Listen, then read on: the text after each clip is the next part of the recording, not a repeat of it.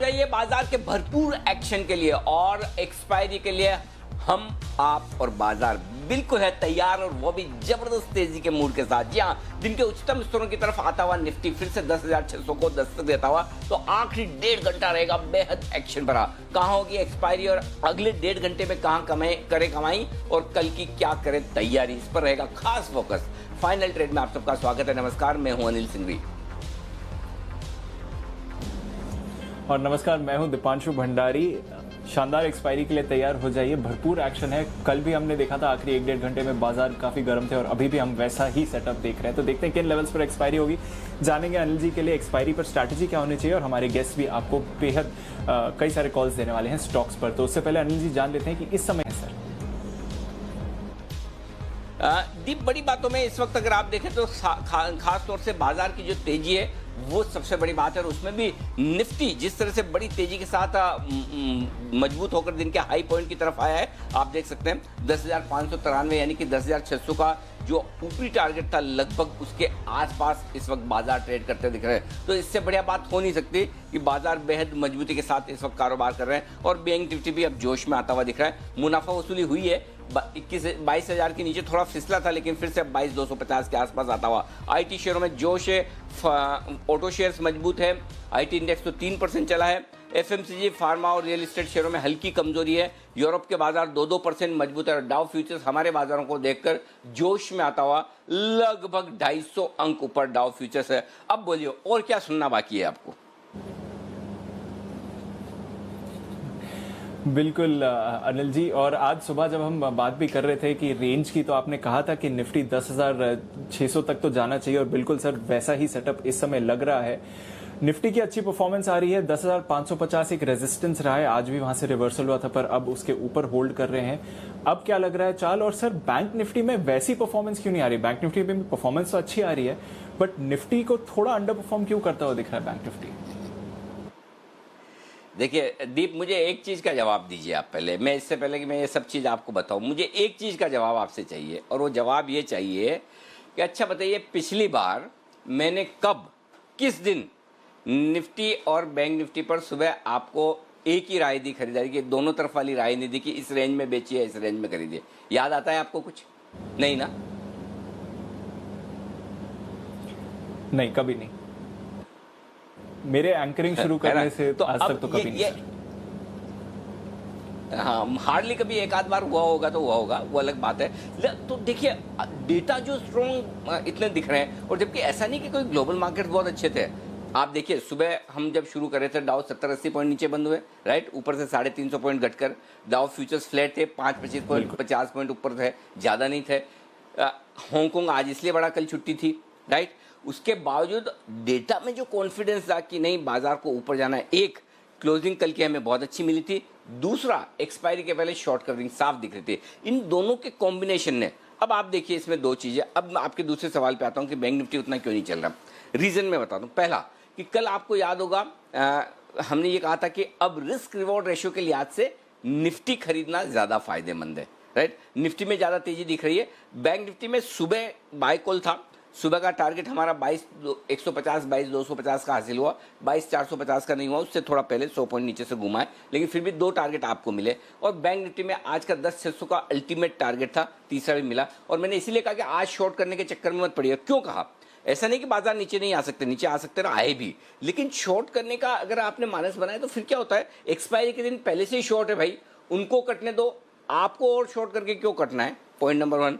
Point number 2, जब aggressive commentary देंगे तो लोग सुबह सुबह काट लेंगे, और काटा होगा। जिन लोगों ने 22,150 22,200 में बैंक निफ्टी काटा होगा उन्हें ऊपर भी मिला, या जिन लोगों ने निफ्टी 10,500 10,525 की रेंज में काट लिया उन्हें भी कुछ ना कुछ तो फायदा ही हुआ होगा, कम से कम बचे। तो आपको कई बार क्या होता है, न सिर्फ लेवल न सिर्फ डेटा, बल्कि ट्रेडर जो व्यूअर्स हैं उनकी माइंडसेट भी आपको बतानी और समझानी जरूरी है कि आपको किस तरफ डायरेक्शन रखना है। और जब आपका डायरेक्शन क्लियर और जब आपको ये समझ में आ रहा है कि आज शॉर्ट करने का दिमाग लगाना नहीं है, खरीदने का दिमाग लगाना है, तो फिर वो डायरेक्शन आपको क्लियर हो जाता है, कॉन्फिडेंस होता है। और फिर ऐसी सिचुएशन में मिड सेशन में जो एक बार कमजोरी आई थी ना, जिसमें लाल निशान में फिसले, तो किसी को डर लगा नहीं, कोई पैनिक नहीं हुआ, और वापस आप जस के तस हैं। अब देखिए एक्सपायरी के दिन इतनी तो आप उतार चढ़ाव देखेंगे ना, ऐसा थोड़ी कि बिल्कुल मतलब है ना एकदम सीधे लाइन में आप बढ़ते जाएं। तो एक्सपायरी के दिन का जो थोड़ा बहुत उतार चढ़ाव होना है वो होता है, लेकिन ओवरऑल ट्रेंड बहुत मजबूत है, पॉजिटिव है, अच्छा है। बस आराम से एंजॉय कीजिए। और आज में डीप हो सकता है जो एक्सपायरी के दिन जो अपनी स्ट्रेटेजी है आखिरी घंटे की, वो मैं 3:20 3:25 के 2:20 2:25 के आसपास ही आपको दे दूं। ज़्यादा लेट नहीं करूंगा, तो मैं डेटा बनाने पर फोकस कर रहा हूँ। और तब तक आप एक बार इवेंट्स और स्टॉक्स न्यूज़ ले लीजिए। उसके तुरंत बाद भसीन साहब जुड़ने वाले हैं हमारे साथ। बिल्कुल अनिल जी, और एक बात और बतानी चाहिए, 9 मार्च को आखिरी बार हम इस लेवल पर थे और उस समय बाजार नीचे जा रहे थे। तो आप वैसे तो देखें तो ऑलमोस्ट 4 महीने की ऊंचाई पर आपको निफ्टी दिख रहा है। और रुपए पर भी नजर रखिए अनिल जी, क्योंकि 3.5 महीने की ऊंचाई पर आपको रुपया बंद होता हुआ दिख रहा है। 27 मार्च के बाद हम रुपए को इस लेवल्स पे देख रहे हैं और आज 58 पैसे की रुपए में भी गेन हुई है। तो आज रुपए का भी काफी स्ट्रॉन्ग परफॉर्मेंस रहा है। 75.59 पर खुलने के बाद 75.01 पर रुपए की क्लोजिंग हुई है। तो लगभग 3.5 महीने की ऊंचाई पर रुपया है और ऑलमोस्ट 4 महीने की ऊंचाई पर आपको इस समय निफ्टी भी दिख रहा है। तो शानदार ट्रेड आ रहा है बाजार में, करेंसी से भी सपोर्ट आते हुए दिखता है। देखते हैं आगे का एक्शन कैसे होने वाला है। पहले देख लेते हैं कौन से इवेंट्स ट्रिगर्स पर बाजार की नजर रहेगी और खबरों वाले स्टॉक्स कौन से हैं जो मार्केट खुलने के बाद एक्शन में आए। मानसी और देवांशी हमारे साथ तैयार है। गुड आफ्टरनून मानसी, बताइए कौन से ट्रिगर्स हैं आने वाले दिनों के लिए।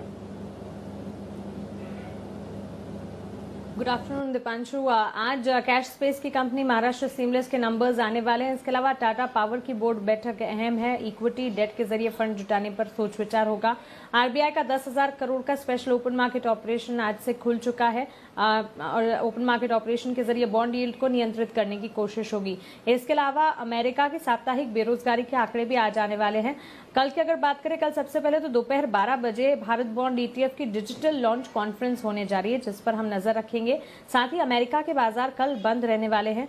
Economic indicative action, bank loan growth और डिपॉजिट ग्रोथ के आंकड़े भी आने वाले हैं। नतीजों के लिहाज से वायदा बाजार में इंडिया बुल्स हाउसिंग के नतीजे कल आते हुए दिखेंगे और कैश में गति के नंबर्स पर फोकस रहेगा। शनिवार यानी 4 जुलाई के दिन कैश की कुछ कंपनियां जैसे एडलवाइस फाइनेंशियल सर्विसेज, हिम्मत सिंह का सीड और मर्केटर जैसी कंपनियों के नंबर्स आएंगे। और साथ ही ऑन अ लाइटर नोट, कल यानी कि शुक्रवार के दिन आईएमडी ने ऑरेंज अलर्ट मुंबई में यानी कि भारी बारिश का अलर्ट जारी किया है, लेकिन आज से ही अच्छी खासी बारिश शुरू हो चुकी है और मौसम सुहाना हो रहा है। बिल्कुल, बल्कि कुछ जगहों पर तो काफी तेज बारिश हो रही है इस समय। बस देखते हैं बारिश का असर कैसा रहेगा। मैं देवांशी के पास जाऊं खबरों वाले स्टॉक्स पर बात करने के लिए, उससे पहले एक चार्ट कॉर्नर का बिगुल बजाते हैं राकेश जी कुणाल जी के लिए।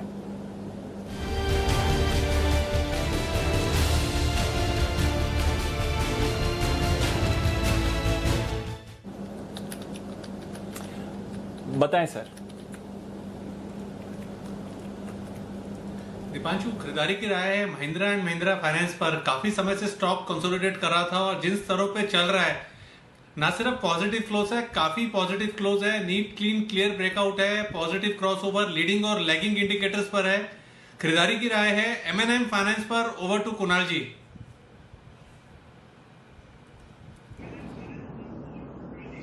देखिए, एक बहुत बड़ा बुलिश डाइवर्जेंस चार्ट पर देखने को मिला। बहुत वक्त से स्टॉक रेडार पर है, लेकिन हम इसके ब्रेकआउट का वेट कर रहे थे। आज 181 रुपए के ऊपर स्टॉक ने ब्रेकआउट दिया है और जिस तरह का इसका स्ट्रक्चर है, ये स्टॉक 200 रुपए को पार करेगा। मौजूदा स्तरों पर M&M फाइनेंस को खरीद करके चलना है। यहां पर 181 रुपए का स्टॉप लॉस, 181 का स्टॉप लॉस रखें, जो कि ब्रेकआउट लेवल है। और ऊपर पहला टारगेट 189 का, दूसरा टारगेट 195 का। तो बहुत अग्रेसिव बड़े टारगेट्स के लिए बाय करना है M&M फाइनेंस को। बिल्कुल, 189 195 ये दो टारगेट्स के लिए M&M फाइनेंस को खरीदना है। ये है आपके लिए सिचुएशन। चार्ट कॉर्नर की कॉल। कुछ ही देर में भसीन साहब भी हमारे साथ जुड़ने वाले हैं, उनसे भी बात करेंगे। और M&M फाइनेंस पर भसीन साहब ने भी रिकमेंडेशन दी थी, आपको याद होगा 30 जून के दिन भसीन साहब ने भी स्टॉक को रिकमेंड किया था और वहां से शानदार मूव ऑलरेडी आ चुकी है। एक मिड कैप पिक दी थी भसीन साहब ने, पर जानेंगे उनसे भी M&M फाइनेंस पर क्या करना है। आशु जी ने भी स्टॉक के बारे में बात करी और अब चार्ट कॉर्नर कॉल भी आपके लिए आ गया है। ये पर जान लेते हैं खबरों वाले स्टॉक्स कौन से हैं जो आज मार्केट्स खुलने के बाद एक्शन में आते हुए दिखे। देवांशी हमारे साथ तैयार है। Good afternoon Devanshi. Good afternoon Deepanshu. आज सबसे पहले एक्सिस बैंक इसकी बोर्ड की बैठक हुई है जहां पे 15,000 करोड़ जुटाने के लिए बोर्ड से मंजूरी मिली है। ये कंपनी जो है वो शेयर्स साथ ही QIP के जरिए जो फंड है वो जुटाएगी। साथ ही टाटा पावर पर नजर रखिए, यहाँ पे भी जो बोर्ड की बैठक हुई थी उसमें सबसे पहले तो 2600 करोड़ रुपए जुटाने की मंजूरी प्रेफरेंस शेयर्स के जरिए होती हुई दिखी है। बोर्ड ने मंजूरी दे दी है, वो भी 53 रुपीज प्रति शेयर के भाव पर प्रेफरेंस शेयर्स जारी करते हुए दिखेगी कंपनी, जो कि 15% के प्रीमियम है कल की क्लोजिंग के प्राइस से। इसके अलावा कुछ विदेशी निवेशकों भी बेच सकती है, बेचने की योजना है और टाटा पावर के जो नॉन कोर एसेट्स हैं उसको भी बेचने की योजना कंपनी की तरफ से आती हुई दिख रही है। कर्ज घटाने के लिए इस योजना पर कंपनी काम कर रही है लगातार। और साथ ही टाटा सन्स की जो हिस्सेदारी है वो कंपनी में बढ़ती हुई दिखेगी, 45% होती हुई दिखेगी इनकी हिस्सेदारी, तो इस पर नजर रखें। और साथ ही बजाज ऑटो के आंकड़े आते हुए दिख रहे हैं बिक्री के। कुल बिक्री इस महीने हमने देखा 31% कम होती हुई दिखी है। साथ ही इनकी जो एक्सपोर्ट्स हैं उसमें 28% तक की गिरावट देखने मिली है और घरेलू जो बिक्री है वो 34% तक कम हुई है। तो इसी के चलते आज ये स्टॉक भी फोकस में है। ओके, तो ये है आपके लिए तमाम वो खबरें। और इस बीच टाटा पावर की जो खबर आपने बताई उस पर मैं एक अपडेट दीप देना चाहता हूँ। कल के 2000 में मैंने टाटा पावर दिया था, आपको कल याद होगा। और टाटा पावर में मेरी जो रिकमेंडेशन थी वो 45 रुपये 25 पैसे 45 रुपये 50 पैसे के आसपास खरीदारी की थी। 46.25, 47.50 और 48.50 तीन टारगेट ये मैंने दिए। तो 47.50 का टारगेट हासिल हुआ दूसरा, और 48.50 के टारगेट के बजाय 48 का टारगेट हासिल हुआ। खबर बाहर आ चुकी है, फंड रेजिंग प्लान सामने आ चुके हैं। अब आप चाहें तो प्रॉफिट बुक कर सकते हैं। 47.5 रुपये के आसपास अब भी है, दूसरे टारगेट के आसपास। तो यहाँ पर अब आप प्रॉफिट बुक कर सकते हो। तो टाटा पावर में मेरी जिम्मेदारी समाप्त होती है। और अगर इन्वेस्टमेंट के किसी लिहाज से किसी को रखना है तो कोई दिक्कत नहीं, रख भी सकते हैं, या फिर अभी एक बार प्रॉफिट बुक कर लें, वापस जब नीचे आएगा तो फिर से एंटर कीजिए। तो टाटा पावर में मेरी प्रॉफिट बुकिंग करने की राय। तो बड़े दिनों बाद मैंने कल के 2000 कल दिया था, और वैसे भी मेरे को लगता है कि मेरे कल के 2000 का स्ट्राइक रेशो काफ़ी बेहतर है आज के 2000 के मुकाबले में। तो कल के 2000 का स्ट्राइक रेशो एक बार फिर से सटीक रहा। टाटा पावर आपके लिए कल से आज में लगभग 2 रुपये तो आराम से बन गए। 2 रुपये का मतलब 4-5% हो जाता है, 2-2.5 रुपये, उतना आप एंजॉय कर सकते हैं। और स्टॉक में रिस्क फ्री है 45-50 रुपये का। सबसे बढ़िया बात यह कि अगर आप ना भी खरीदना चाहें FNO में, तो कैश में भी 45-50 रुपये के स्टॉक में डिलीवर रहने में कोई हर्ज है नहीं, आराम से लिया जा सकता। आइए अब बसीन साहब से करते हैं बातचीत, करते हैं स्वागत उनका बिगुल के साथ।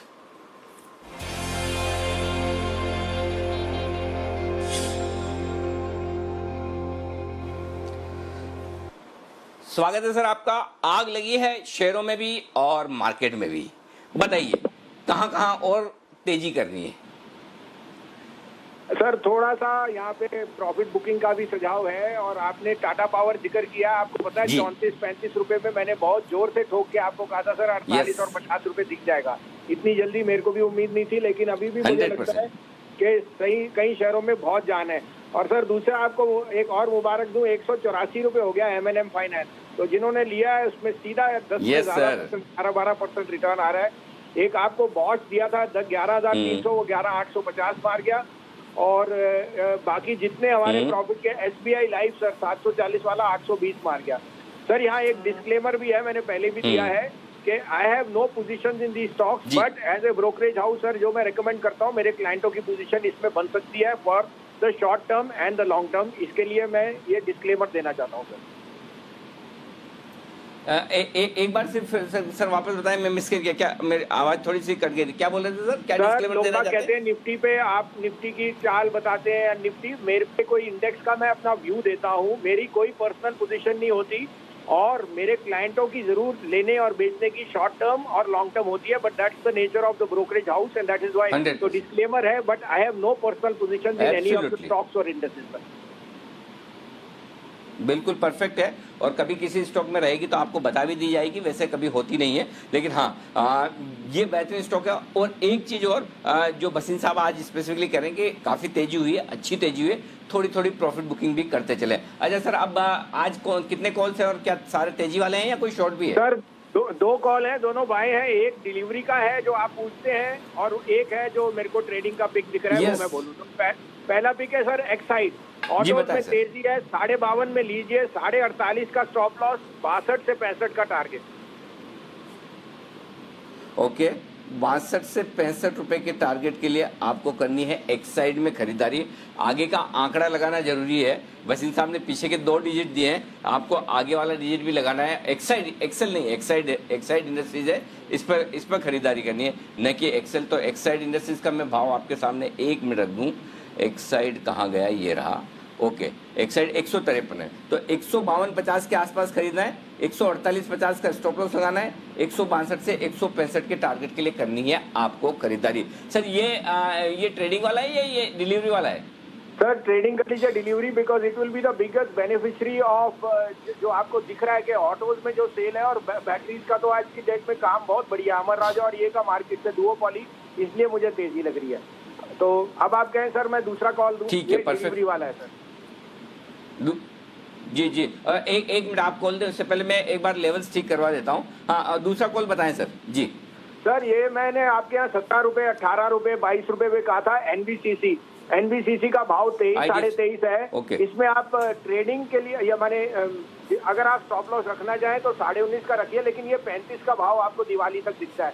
NBCC will be the biggest beneficiary of execution. और अब आप देख रहे हो माइग्रेंट लेबर इज बैक, तो जैसे जैसे लेबर रिटर्न करेगी आपको ये एग्जीक्यूशन, क्योंकि इनका सारे क्लियरेंसेज हो गई हैं और ये मेरा मनचाहा शेयर भी है। आपके यहाँ 17-18 में बोला था, 35 का टारगेट है दिवाली।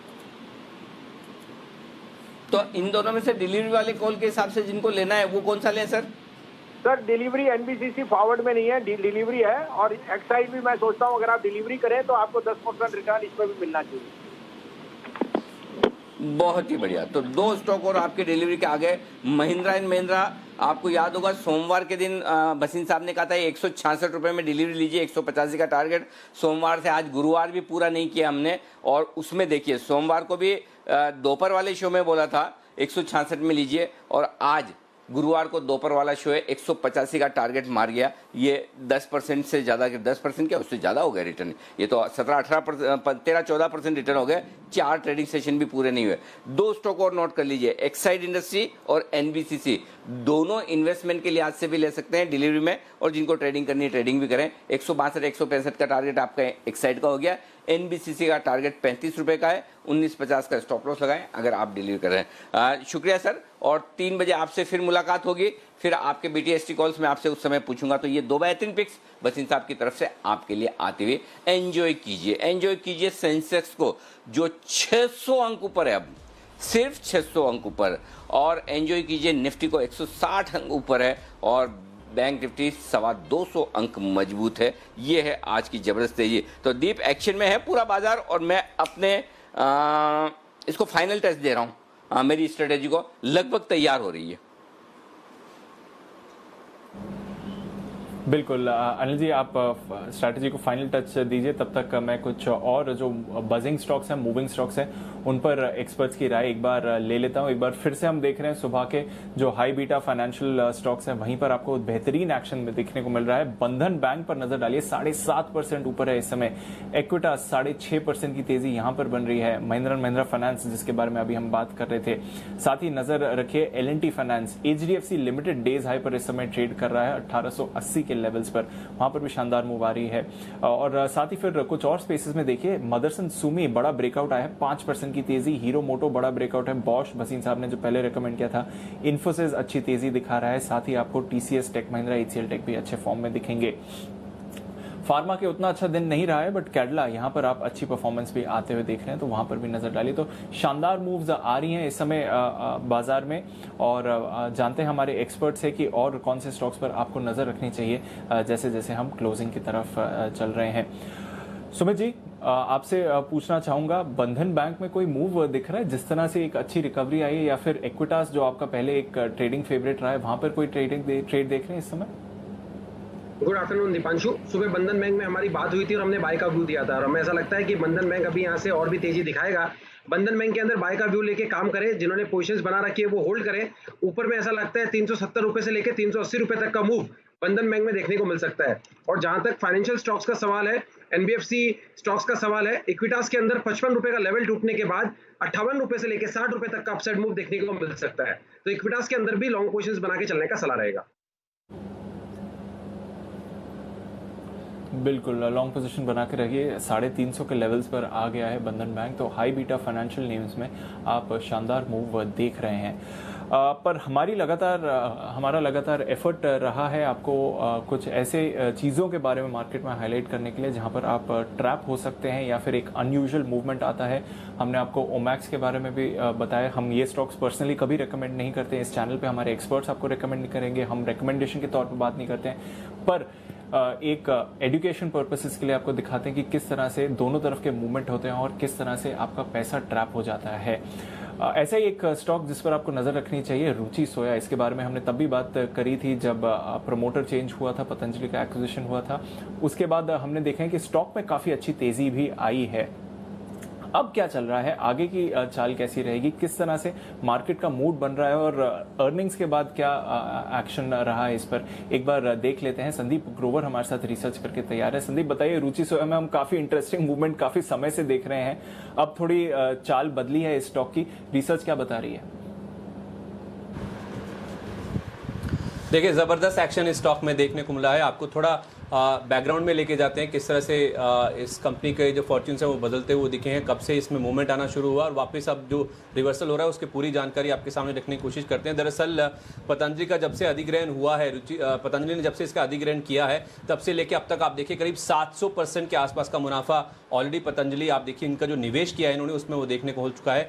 18 दिसंबर 2019 दीपांशु वो डेट थी जब इसका अधिग्रहण किया गया था और अधिग्रहण से पहले आपको बता दें एक कैपिटल रिडक्शन हुआ था 100:1 का, यानी कि जो 100 शेयर है उसको 1 शेयर में तब्दील किया गया था। और आपको बता दें 13 नवंबर 2019 ये वो डेट है जब इसकी ट्रेडिंग रुकी थी। उसके बाद 27 जनवरी 2020 ये दोबारा रीलिस्टिंग हुई थी इसकी और आपको बता दें 4350 करोड़ ये टोटल इन्वेस्टमेंट था पतंजलि की ओर से, जो कि अदा की गई थी उनकी ओर से इसका एक्विजिशन करने के लिए। और उस समय जो भाव था 148.70 के आसपास का था और वहां से लेके अब तक अगर आप देखें तो 8.5 गुना के आसपास शेयर का जो एप्रिसिएशन है वो देखने को मिल चुका है। आज का दाम भी आप देखेंगे 1237 रुपए के आसपास आपको नजर आएगा, यानी कि जो 150 रुपए के आसपास का शेयर पतंजलि ने लिया था उसकी वैल्यू में 8 गुना से ज्यादा का ऑलरेडी जो अपसाइड है वो देखने को मिल चुका है। अगर आप एक शेयर होल्डर हैं, 13 नवंबर को अगर आपके पास 100 शेयरों की होल्डिंग थी तो उसमें भी अगर आप देखें तो करीब 3.5 गुना के आसपास का जो इजाफा है वो देखने को मिल चुका है। तो पतंजलि का जो इन्वेस्टमेंट है वो 7.25 गुना के आसपास ग्रो कर चुका है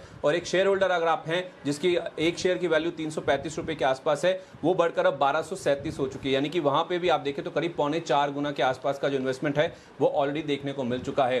तो ये तो रही रिटर्न की बात, लेकिन एक चीज जो साफ तौर पे नजर आती है कि फाइनेंशियल्स इस चीज को बैक नहीं करते हुए दिख रहे हैं। आप देखें इनकी जो आय ग्रोथ है FY20 के नंबर्स में आपके सामने रख रहा हूं, महज 3% के आसपास की है। मुनाफे की ग्रोथ जरूर आपको 100 गुना के आसपास की नजर आएगी, लेकिन उसमें एक वन टाइम गेन था। अगर आप एक वन टाइम गेन को हटा दें दीपांशु तो आपको जो मुनाफे में गेन है वो महज 2.7 टाइम्स यानी कि 3.25 गुना के आसपास का नजर आएगा।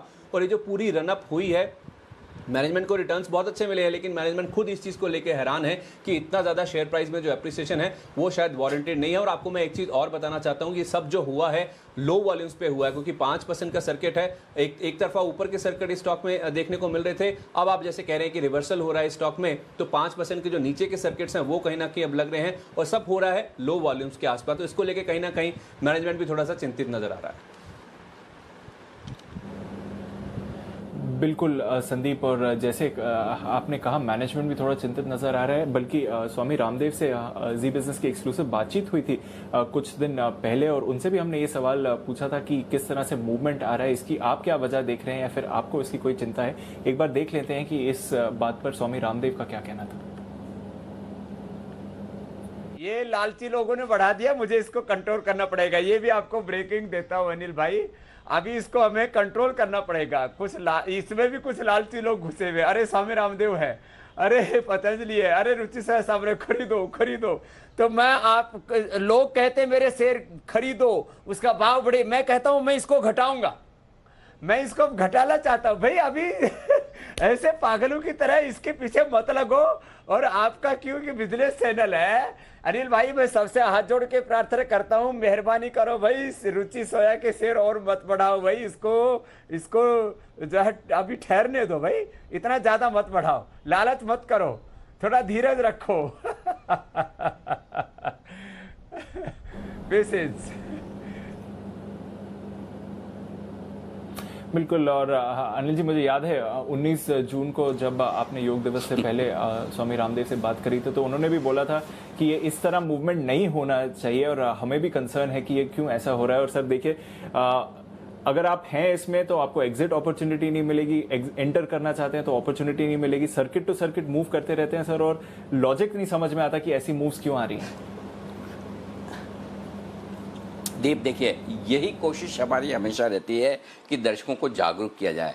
अब सर्किट से सर्किट लगाकर रुचि सोया कौन खरीद रहा है, कितना खरीद रहा है, और मेरे ख्याल से इसने इतिहास बनाया होगा शायद कि 6 महीने में 4000% का रिटर्न, और वो भी ऐसा नहीं कि मतलब फ्रीक्वेंटली ट्रेडेड स्टॉक हुआ करता था, और जिस तरह से मैनेजमेंट चेंज हुआ। और यही वजह, देखिए, कोई भी शायद ही स्वामी रामदेव का इंटरव्यू करेगा तो उनसे ये पूछेगा कि आपके शेयर में क्या किया जाए। लेकिन हमें पता है कि सर्किट टू सर्किट लग रहा है, लोग जानना चाहते हैं, समझना चाहते हैं कि किस वजह से स्टॉक में सर्किट लग रहा है और क्या करना चाहिए। और आप देखिए, स्वामी रामदेव ने भी उस वक्त एकदम सही समय पर कहा कि ये लालची लोग हैं जो सर्किट से सर्किट लगा रहे हैं, इतना भाव नहीं बढ़ना चाहिए। कोई प्रमोटर आके कहता नहीं कि मेरे शेयर का दाम ज़्यादा है, हर प्रमोटर यही चाहता है कि मेरे शेयर का दाम ज़्यादा हो और ज़्यादा हो। लेकिन उन्होंने कहा, और अब जाके बाजार को ये चीज़, मेरे ख्याल से कुछ ही दिन पुराना इंटरव्यू, बहुत ज़्यादा वक्त नहीं लगा हुआ है, अब बाजार को समझ में आया है ये जो स्वामी रामदेव कह रहे हैं उसका मतलब क्या है। अब 5% के नीचे के सर्किट लग रहे हैं, तो जब खुद प्रमोटर कह रहे हैं कि मैं चाहता हूं कि शेयर का दाम नीचे आए, कुछ लालची लोग मिलकर शेयर को भगा रहे हैं, इतना नहीं बढ़ना चाहिए, ये गलत है, तो अब शेयर का दाम जस्टिफाई होता दिख रहा है। तो हमने आपको समय से पहले अलर्ट किया कि देखिए, आप कहीं किसी चीज़ में फंसे ना। दिक्कत यही है कि लोगों को लगता है कि शेयर बाजार में बड़ा इजी काम है, आज लीजिए कल 5-10% ऊपर बेच दीजिए। भाई, अगर इतना इजी काम होता तो, और अगर रोज ये इसी तरह से आप, मैं और सब लोग आज खरीद कर कल 5%, 10% और 20% ऊपर बेच देते, तो मुझे तो लगता है फिर देश भर में ये सारे म्यूचुअल फंड बंदी हो जाने चाहिए।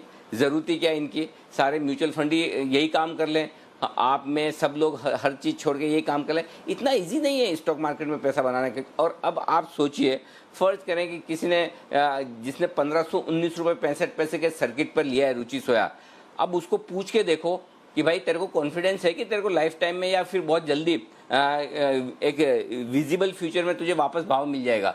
तो वही वाली चीज़ है। इसलिए कहीं भी ये मत सोचिए कि स्टॉक मार्केट में इजी मनी है। पैसा बनाने से पहले पैसा प्रोटेक्ट करने के बारे में सोचना बहुत ज़रूरी है। ये बहुत ज़रूरी है दीप जी। बिल्कुल अनिल जी, आपने सही कहा कि पैसा बनाने से पहले पैसा प्रोटेक्ट करना बहुत ज़रूरी है, और फिर इस तरह ट्रैप तो आप बिल्कुल ही मत हुआ करिए। और हमने लगातार, हमारा एफर्ट रहा है कि आपको इन बातों के बारे में जागरूक करें, और ऐसी रिकमेंडेशंस आप हमारे चैनल पर कभी नहीं देखेंगे। बट हाँ, आपके एजुकेशन के लिए, आपके नॉलेज के लिए हम ज़रूर इन मुद्दों को बार बार सामने लाएंगे। चलिए नज़र डाल लेते हैं एक बार बाजार की चाल पर भी। कुछ ही देर में अनिल जी की स्ट्रैटेजी भी आने के लिए तैयार है, तो देखते हैं कि अब कैसा आपको मूवमेंट दिख रहा है। थोड़ी ऊपरी स्तरों से हल्की सी गिरावट आई है, बट ये तो चलता ही रहेगा, एक्सपायरी का दिन है तो थोड़ी वॉलेटिलिटी रहेगी, बट शानदार मूव आ रही है इस समय भारतीय बाजारों में। एक बात आपको नोटिस करनी पड़ेगी, और मैं अनिल जी से मार्केट पर सवाल पूछूंगा, पर उससे पहले वागले जी के लिए बिगुल बजाते हैं BTST का।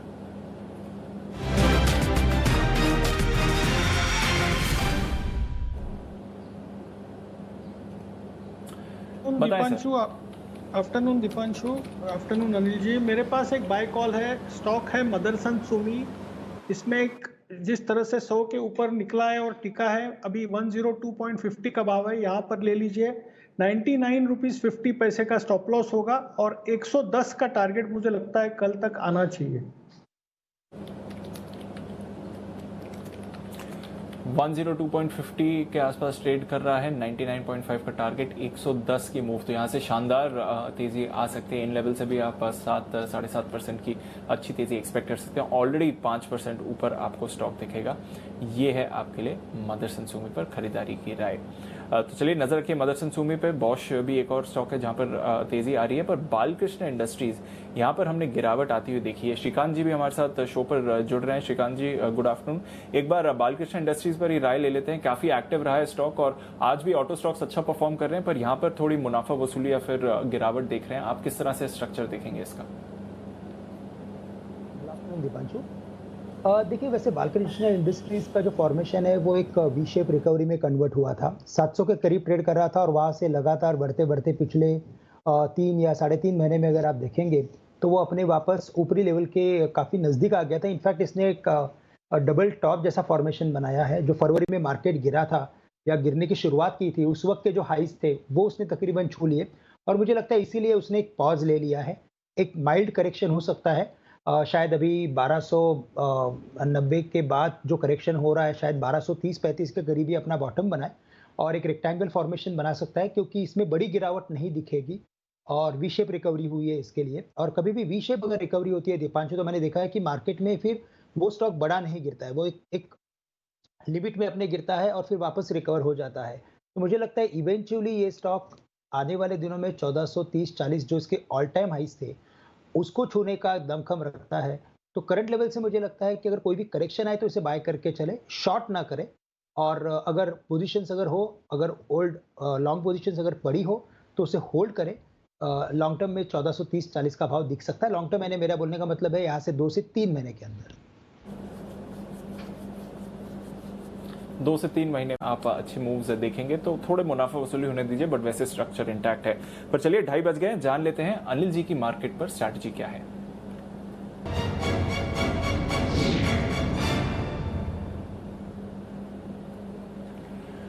अनिल जी, ग्लोबल क्यूज तो मजबूत हैं, जैसे कि हम शो की स्टार्ट में भी डिस्कस कर रहे थे। डाउ लगभग 250 अंक ऊपर है इस समय। यूरोप के बाजार 1 से 1.5% बल्कि ऑलमोस्ट 2% ऊपर फ्रांस के बाजार है। जर्मनी भी 2% ऊपर है। यूके 1% ऊपर है, तो वहां पर अच्छी तेजी आप देख रहे हैं। एशिया के बाजारों की अच्छी चाल रही है। जापान थोड़ा फ्लैट था, बट शंघाई और हांगकांग दोनों में ही अच्छी तेजी थी, बल्कि हांगकांग तो 3% ऊपर था एक दिन के एडजस्टमेंट के बाद भी, क्योंकि कल छुट्टी थी वहां पर।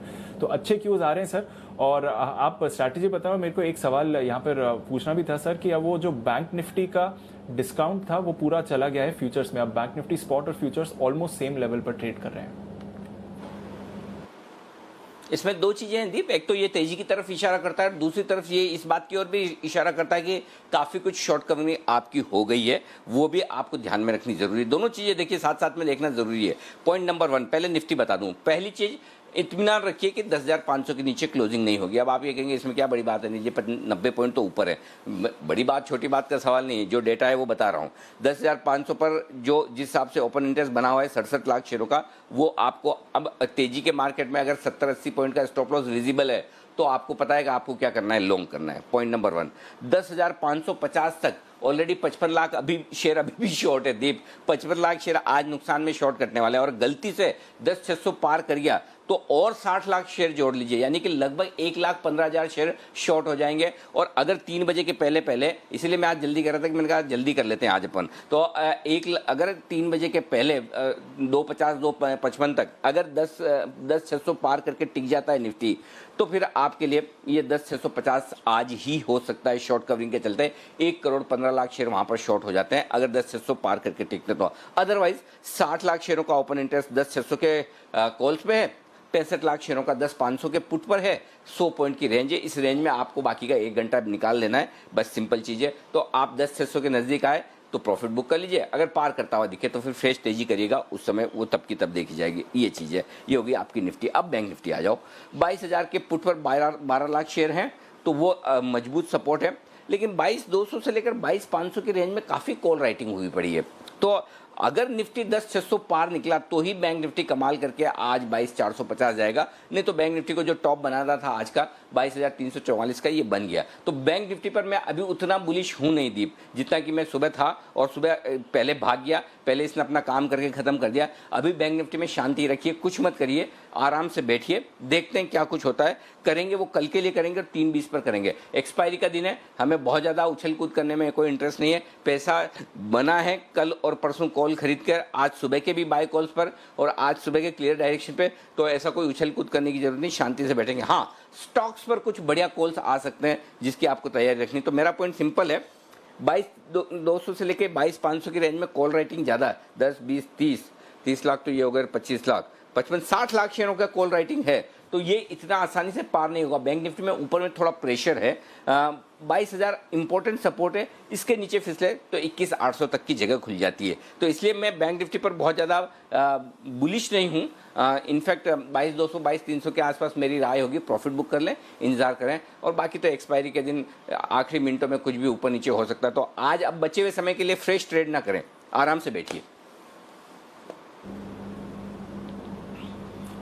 Understood sir. तो अब फ्रेश ट्रेड नहीं करिए, आराम से बैठिए, ये आपके लिए राय आ रही है अनिल जी की तरफ से।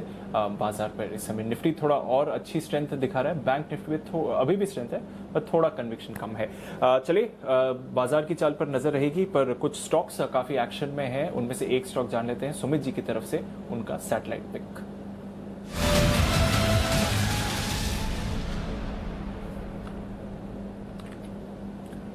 बताएं Sumit ji. Deepanshu, Nifty bank Nifty थोड़ा सा अब स्टेबल हो सकता है और यहाँ से अब स्टॉक स्पेसिफिक मूव देखने को मिल सकता है। मेरे को ऐसा लग रहा है कि अभी टाइम हुआ है 2:34, स्टॉक का भाव चल रहा है 88 रुपीज।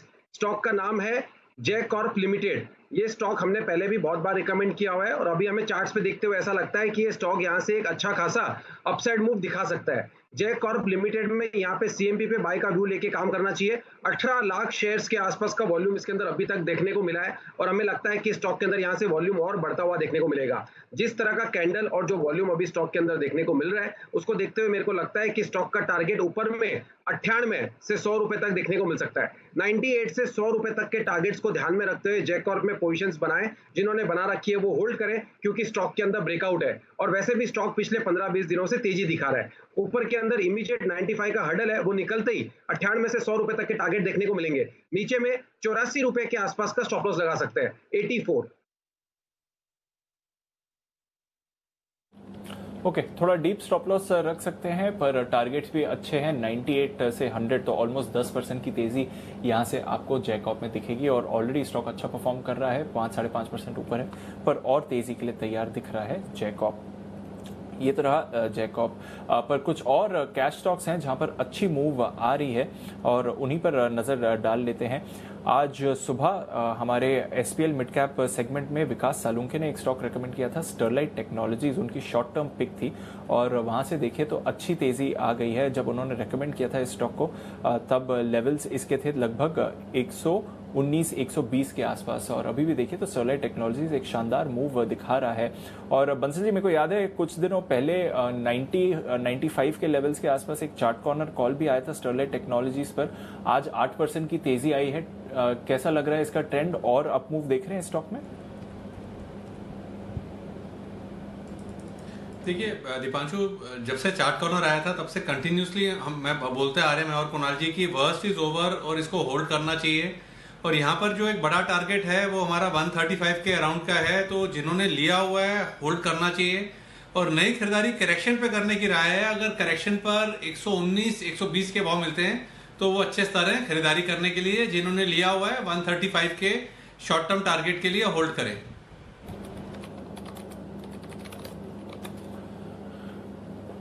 बिल्कुल, तो ये है आपके लिए स्टरलाइट टेक्नोलॉजीज पर राय और आज सुबह भी रिकमेंडेशन दी थी और वहां से भी देखिए स्टॉक में अच्छी मूव आ रही है। तो नजर रखिए काश स्टॉक्स में आज आपको भरपूर एक्शन आते हुए दिखेगा। हाँ, कुछ और स्टॉक्स जहां पर आपको नजर रखनी चाहिए, ड्रेजिंग कॉर्प, लंबे समय बाद यहां पर भी आप एक अच्छी मूव देख रहे हैं, 6% की तेजी यहां पर आती हुई दिख रही है, वहां पर नजर रखिए। शिपिंग कॉर्पोरेशन ऑफ इंडिया, आज यहां पर भी काफी समय बाद एक्शन आते हुए दिखा है, 5-6% की तेजी बन रही है। श्रीकांत जी, शिपिंग कॉर्पोरेशन यहां पर कोई ट्रेड देख रहे हैं? 5-5.5% ऊपर है, 60 के लेवल्स के आसपास आता हुआ दिख रहा है इस समय। देखिए, वैसे शिपिंग कॉर्पोरेशन ऑफ इंडिया का जो ट्रेंड है वो काफ़ी स्ट्रांग है और अगर मैं जितने भी मेरे पीएसयूज है अगर मैं उनको कंपेयर करता हूँ तो उसमें सबसे ज़्यादा स्ट्रेंथ या क्लैरिटी देने वाला कोई स्टॉक अगर है तो वो शिपिंग कॉर्पोरेशन है। और करंट लेवल से मुझे लगता है कि इसमें और भी गुंजाइश है। जो इसके प्रीवियस हाइज थे दीपांशु, आई थिंक वो कुछ 70 के करीब के थे और ये 70 के लेवल्स को क्रॉस करने की पूरी कोशिश करेगा आने वाले दिनों में। तो कोई भी अगर पोजीशन हो तो उसे होल्ड करे, लॉन्ग रखे। अगर शायद अगर कोई और नया क्रिएशन भी करना है तो मुझे लगता है कि इसे ऐड किया जा सकता है। स्टॉप लॉस थोड़े बड़े रहेंगे क्योंकि ये स्टॉक अंडर द इवेंट है, तो इवेंट वाले स्टॉक्स थोड़े वॉलेटाइल हो जाते हैं, लेकिन हमें स्टॉप लॉस रखना है इसमें 52 रुपए का। और यहाँ पे जो टारगेट्स रहेंगे वो इसके जो रिसेंट हाइज थे तकरीबन 70 से लेकर 75 रुपए के, तो वो हो सकते हैं। तो काफी अच्छा रिस्क रिवॉर्ड रेशो रहेगा। तो करंट लेवल से मुझे लगता है कि इसे लॉन्ग करके चले, या तो कोई भी करेक्शन आए तो उसमें और ऐड कीजिए। बिल्कुल, तो करंट लेवल से लॉन्ग करके चलिए, करेक्शन में ऐड करिए, पर अच्छी मूव्स आप यहाँ पर आते हुए देख रहे हैं। ये है आपके लिए राय शिपिंग कॉर्पोरेशन पर। चार्ट स्ट्रक्चर भी काफ़ी पॉजिटिव है। वोल्टास, इस स्टॉक पर भी एक बार नजर डालिए, यहाँ पर भी आपको अच्छा मूव आ रहा है। अविनाश गोरखसकर साहब भी हमारे साथ हैं। अविनाश जी, वोल्टास, हैवेल्स, वापस एक बार फिर से बाजार का इंटरेस्ट आ रहा है इस समय। समर डिमांड का तो अब सीजन चला गया, मॉनसून है और अब आगे आके फेस्टिव सेल्स पर नजर रहेगी। पर इस समय क्या व्यू बन रहा है? कुछ वाइट गुड स्टॉक्स पर अभी भी पोर्टफोलियो एडिशन किया जा सकता है या फिर वेट करना चाहिए फर्दर कमेंट्री के लिए?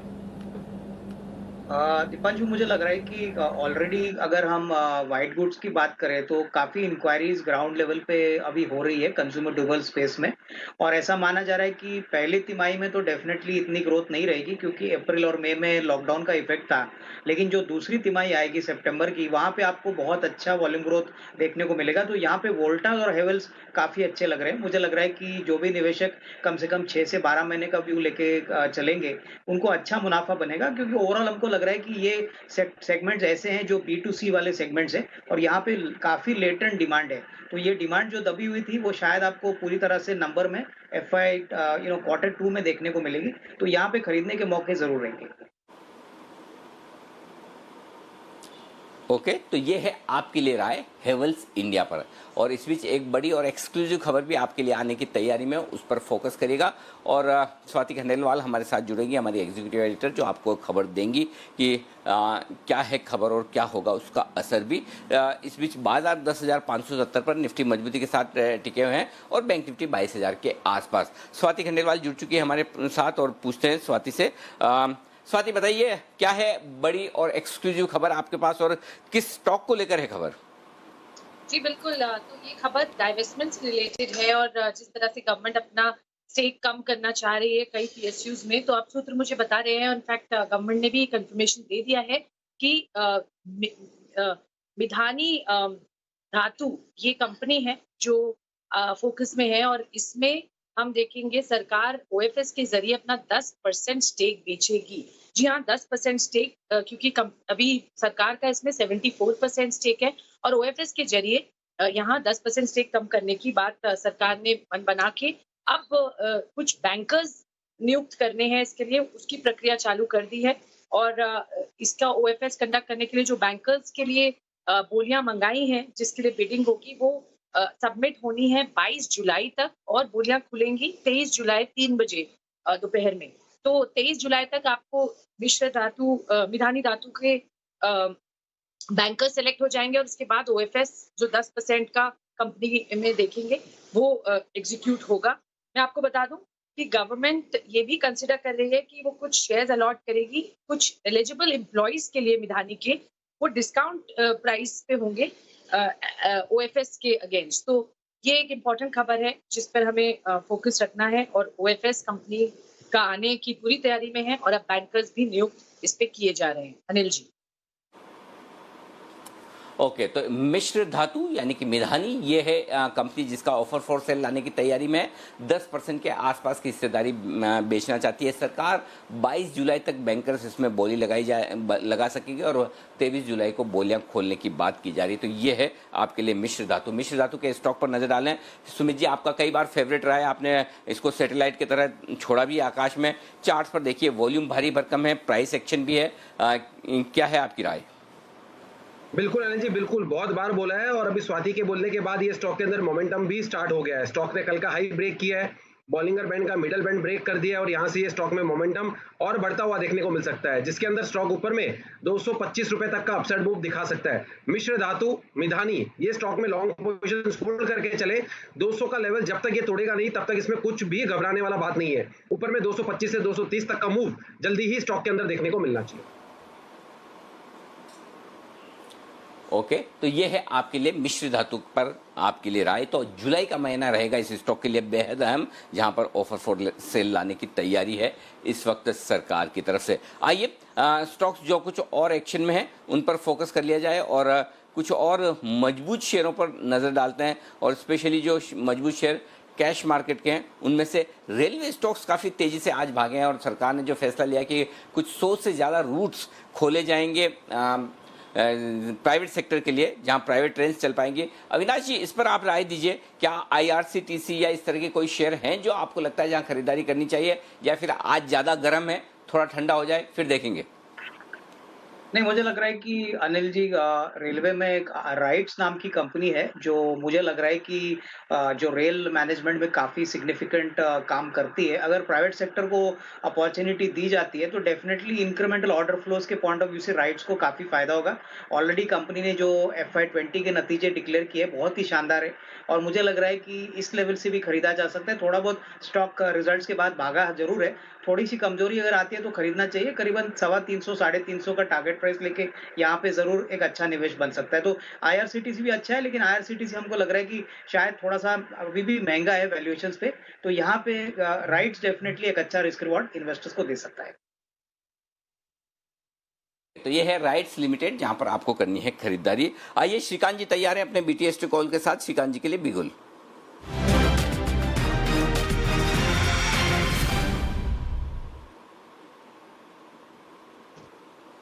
जी अनिल जी।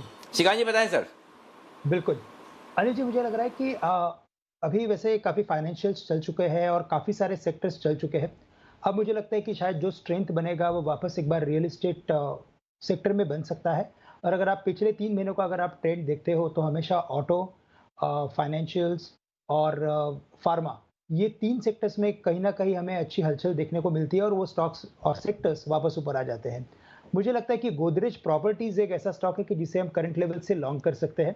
वैसे इसने काफ़ी अच्छा मूव किया है, 550 से लेकर ये 900 रुपये तक गया था, 925 रुपये तक गया था और अभी थोड़ा सा करेक्ट होके ये वापस कंसोलिडेट होके ऊपर की तरफ जाने के लिए रेडी है। तो मुझे लगता है कि शायद ये स्टॉक वापस एक बार 920 925 के लेवल्स को छू सकता है। 875 के करीब अभी ये ट्रेड कर रहा है, तो करंट लेवल से इसे लॉन्ग करें। तो यहाँ पे हमें स्टॉप लॉस रखना है 860 रुपये का और टारगेट्स हम रखेंगे 920 रुपये के।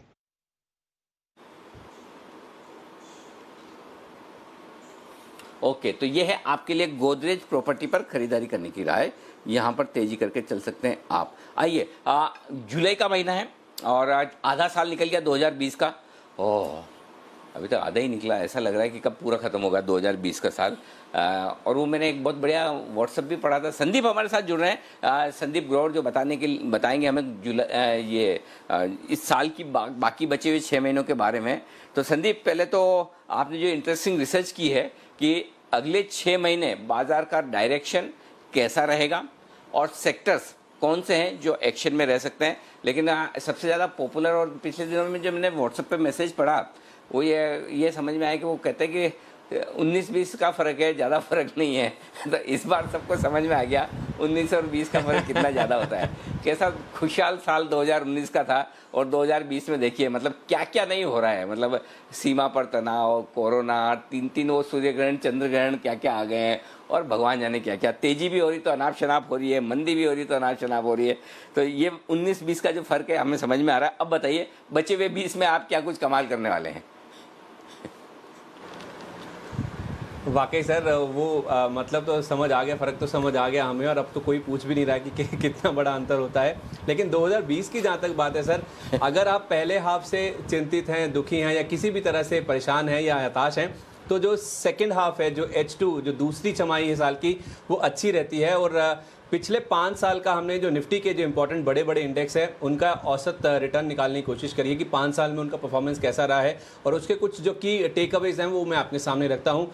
हालांकि अनिल जी, जो जितने भी इंडेक्स हमने कवर किए पिछले 5 साल में, औसत रिटर्न के हिसाब से कोई भी ऐसा इंडेक्स नहीं है जिसने 5 में से 5 बार हर साल जो दूसरी छमाही उसमें पॉजिटिव रिटर्न दिया है। लेकिन आपको बता दें, आप सुन के खुश होंगे, ज़रूर खुश होंगे कि 3 साल से निफ्टी बैंक निफ्टी और निफ्टी FMCG, ये 3 ऐसे इंडेक्स हैं जिन्होंने लगातार पिछले 3 साल से पॉजिटिव रिटर्न दिया है। जहाँ तक साल की दूसरी छमाही की बात है, ये पिछले 5 साल के आंकड़े आपके सामने रख रहा हूँ। और उसके साथ साथ आप देखिए बैंक निफ्टी और निफ्टी FMCG, इन्होंने तो 4 बार पॉजिटिव रिटर्न दिए हैं अगर आप पिछले 5 साल में से बातचीत करें तो 3 साल लगातार। और निफ्टी बैंक अगर आप देखिए 5 में से 4 बार पॉजिटिव रिटर्न देने के लिए जाना जाता है जहाँ तक साल की दूसरी छमाही की बात है। सबसे ज़्यादा उठापटक जो वॉलिडिटी है वो मेटल इंडेक्स में देखने को मिलती है। आप देखिए पिछले 5 साल के जो आंकड़े आपके सामने चल रहे होंगे, औसत रिटर्न जो है मेटल इंडेक्स का वो करीब 3.25% के आसपास का है। नीचे में 6% से लेके ऊपर में 32% तक के जो रिटर्न्स हैं वो हम देखते हैं कि मेटल इंडेक्स में दूसरी छमाही में देखने को मिलते हैं। तो बहुत ज़्यादा वॉलिडिटी, बहुत ज़्यादा उठापटक जो है वो मेटल इंडेक्स में देखने को मिलती है। और एक ही दिक्कत की बात आपको यहाँ पे नजर आएगी, वो है फार्मा इंडेक्स को लेके। औसत रिटर्न की जहाँ तक बात है, मेरे सामने 10 इंडेक्स हैं जिनके डेटा हमने निकाले हैं। 10 में से केवल एक फार्मा इंडेक्स ऐसा है जिसके औसत रिटर्न आप देखेंगे नेगेटिव है। दूसरी साल की दूसरी छमाही में 2% का नेगेटिव रिटर्न ये इंडेक्स डिलीवर करता है। बाकी तमाम इंडेक्स आप देखिए पॉजिटिव रिटर्न्स ही डिलीवर करते हैं जहाँ तक साल की दूसरी छमाही की बात है। ये मैं औसत रिटर्न की बात कर रहा हूँ। और सबसे ज़्यादा जो रिटर्न आप देखेंगे अनिल जी, वो आपको नजर आएगा निफ्टी मिड कैप इंडेक्स में। 4.5% का रिटर्न आप देखिए मिड कैप इंडेक्स में साल की दूसरी छमाही में देखने को मिलता है। उसके बाद स्मॉल कैप है करीब 3% के आसपास, ये बड़े इंडेक्स की बात हो गई। और सेक्टर इंडेक्स की अगर आप बात करेंगे तो जैसे मैंने कहा मेटल इंडेक्स 4.25% का औसत पॉजिटिव रिटर्न साल की दूसरी छमाही में ये इंडेक्स डिलीवर करता है। अच्छा, तो आप ये कह रहे हो खाली एक फार्मा ही मुश्किल वाला मामला है, राइट? बिल्कुल बिल्कुल सही समझे सर। तो संदीप, इस मामले में मैं आपके साथ हूं। और आज या कल मैं और दिन बात कर रहे थे फार्मा शायद आज था या कल था, लेकिन अब मेरा भी ये मानना है और मैं ये कह ही रहा था एक आध दिन की बात है कि अब फार्मा शेयरों का मतलब हो गया जितना इनका भागम भागी इनको करनी थी। अब वो अलग बात है कि कोई इतना बड़ा सेक्टर है तो 2-4 कंपनी कम ज़्यादा हो जाए, वो तो एक अलग बात है। बट जो ब्रॉडर रैली फार्मा शेयरों में बड़ी थी ना, मेरे ख्याल से वो काफ़ी हो गया। तो अब फार्मा शेयर मार्केट परफॉर्मर रहेंगे। मार्केट से ज़्यादा वो लो हैंगिंग फ्रूट जो बोले ना, आसान पैसा जो बनने वाला मामला था, वो अब इनका गया। तो मुझे लगता है कम से कम एक चीज़ मैं पक्की बोल सकता हूँ, आपकी जो रिसर्च है ना नेगेटिव वाली साइड पर है, वो परफेक्ट है। अच्छा, एक चीज़ और समझ लेना और नोट करना इस बात को कि जिस दिन कोरोना की वैक्सीन और दवा आ गई, ये फार्मा शेयरों का टॉप बन जाएगा, देख लेना आप। उसके बाद वो फार्मा शेयर वही चलेगा जो दवा वैक्सीन बना रहा है। बाकी शेयरों के लिए मामला मुश्किल हो जाएगा। उसमें भी जिसने पहले दवा बना ली उसका काम हो गया। अच्छा, पॉजिटिव साइड में कौन से सेक्टर दिख रहे हैं आपको जो पक्के तौर पर अच्छा रिटर्न दे ही देंगे? सर मुझसे पूछे? हाँ, अरे आप भी पूछूंगा और किसको पूछूंगा। अच्छा, मेटल इंडेक्स है सर, जैसे मैंने कहा ये सबसे ज़्यादा वॉलिडिटी इसी इंडेक्स में देखने को मिलती है। हाईएस्ट तो आप देखें 2017 है जब 32% का रिटर्न दूसरी छमाही में दिया था। औसतन भी आप देखें सेक्टर इंडेक्स की जहाँ तक बात है 4.25% का जो रिटर्न है वो मेटल इंडेक्स में औसतन देखने को मिलता है। ये 5 साल का औसत मैं आपके सामने रख रहा हूँ। ओवरऑल तो देखा जाए 2016 में भी करीब 22% के आसपास का रिटर्न था। हालांकि 3 बार नेगेटिव 2 बार पॉजिटिव, लेकिन जो पॉजिटिव साइड में जब रिटर्न आते हैं मेटल इंडेक्स में वो बहुत ज़्यादा देखने को मिलते हैं। और ये 5 इंडेक्स हैं मेरे सामने, मेटल, IT, ऑटो, FMCG और फार्मा। इसमें मेटल ही है जो कि बाजी मारता हुआ दिख रहा है दोनों तरफ ही, चाहे नीचे या ऊपर की ओर। ओके, तो ये है आपके तमाम नजर रखनी है आप। ओके, और इस बीच BTST कॉल्स के लिए भी हमारे एक्सपर्ट्स हमारे साथ फोन लाइन पर जुड़ेंगे।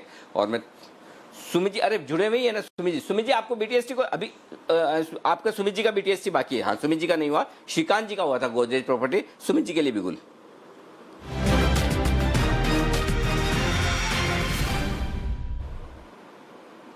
बताएं सर।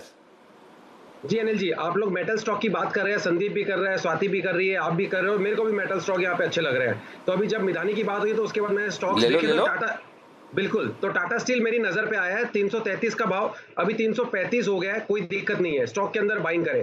टाटा स्टील में ब्रेकआउट है। टाटा स्टील जिस तरह से लोअर लेवल से ऊपर आया है उसको देखते हुए मेरे को लगता है कि टाटा स्टील यहां से तेजी दिखाएगा, जिसमें ऊपर में 348 रुपए से लेके 350 रुपए तक के लेवल देखने को मिल सकते हैं। तो टाटा स्टील एक बढ़िया पेडिग्री वाला शेयर है। स्टॉक ने लोअर लेवल पे बेस बनाया है, मल्टीपल सपोर्ट लिए है, बॉटम बना के ये लोअर लेवल से तेजी कर रहा है। अभी बॉलिंगर बैंड के मिडिल बैंड को भी क्रॉस कर चुका है और अपर बैंड की तरफ जा रहा है। तो यहाँ पे बाय करें, नीचे में इसके अंदर स्टॉप लॉस लगाएं 324 रुपए 325 के आसपास, 324 325 के स्टॉप लॉस से खरीदारी करें 348 से 350 के टारगेट्स के लिए।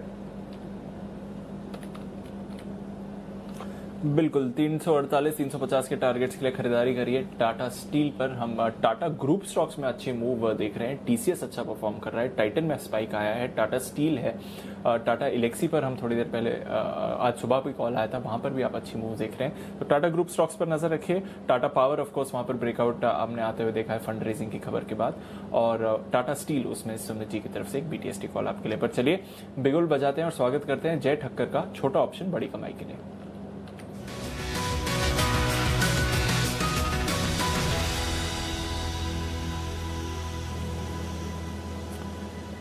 जय, गुड आफ्टरनून। बताइए पहली स्ट्रैटेजी क्या है ऑप्शंस की? Very good afternoon to you Deep. In fact Deep मैं कहूंगा कि कल का एक अपडेट दे देता हूँ। हमने एचडीएफसी का 1850 का कॉल ऑप्शन दिया था, 1900 के टारगेट थे हमारे, और 1850 के जो टारगेट थे कॉल ऑप्शन के वो सारे टारगेट्स आ गए। तो आई होप के ट्रेडर्स को वहाँ पर मुनाफा हुआ रहेगा, डेफिनेटली बुक किया रहेगा। और रिलायंस का हमने at the money in the money उसको कॉल में दिया था, वो टाइम तो पता नहीं एट द मनी था कि इन द मनी था। अनिल जी को बराबर याद रहेगा, उनकी डेफिनेटली मेमोरी जबरदस्त है। 1740 का कॉल ऑप्शन दिया था अनिल जी, तो मैं कहूंगा कि उसके भी ऑलमोस्ट टारगेट अचीव हो चुके हैं। तो अभी भी अच्छा लग रहा है, किसे कैरी करना तो कर सकते हैं स्टॉप लॉस ट्रेल करने के साथ, मगर टारगेट पहला वाला आया है, दूसरा वाला नहीं। तो पहला वाला टारगेट तो किसी को बुक करना है तो बुक करे, तो ट्रेल कर सकते हैं।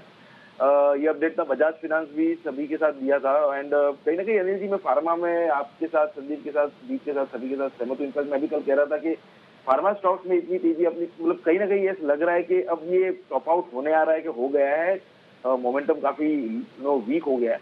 और नेगेटिव डाइवर्जेंस के साथ लुकिंग, जैसे मैंने सेल रिकमेंडेशन दिया था कल परसों, आई एम श्योर के राकेश जी और कुणाल जी ने भी तभी power pick of the day में दिया था। तो आई एम श्योर कि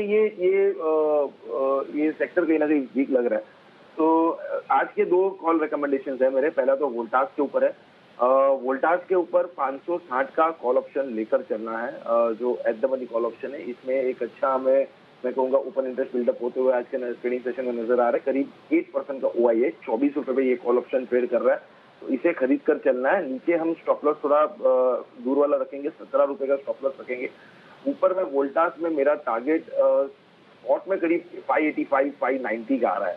तो ये जो 24 रुपए का कॉल ऑप्शन है, इसके पहले टारगेट हम रखेंगे 36 रुपए का, और दूसरा टारगेट बनता है 42। सो 36 एंड 42 के लिए 560 का एट द मनी का कॉल ऑप्शन वोल्टास का खरीदना है। बिल्कुल, तो वोल्टास एट द मनी 560 का कॉल खरीदिए। ये है जय ठक्कर की तरफ से पहली स्ट्रैटेजी। दूसरी स्ट्रैटेजी जय?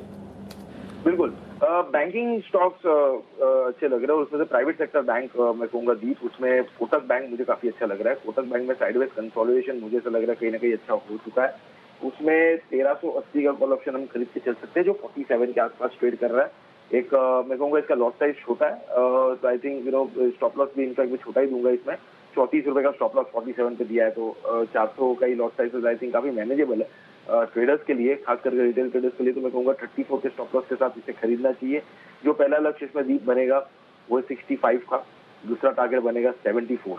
65 एंड 74 ये दो टारगेट्स के लिए कोटक महिंद्रा बैंक का 1380 का कॉल ऑप्शन खरीदना है। मुझे ऐसा लग रहा है कि जो कंसोलिडेशन हमें इसमें 24 जून से देखने मिला था, उसमें से आज ब्रेकआउट हमें देखने मिल रहा है लगभग।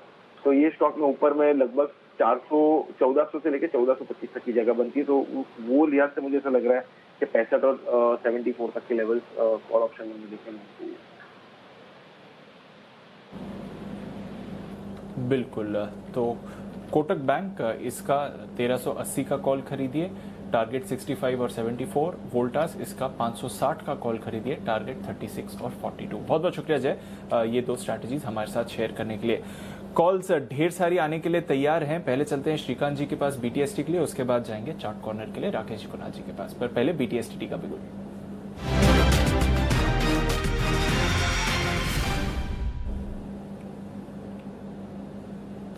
बताएं श्रीकांत जी।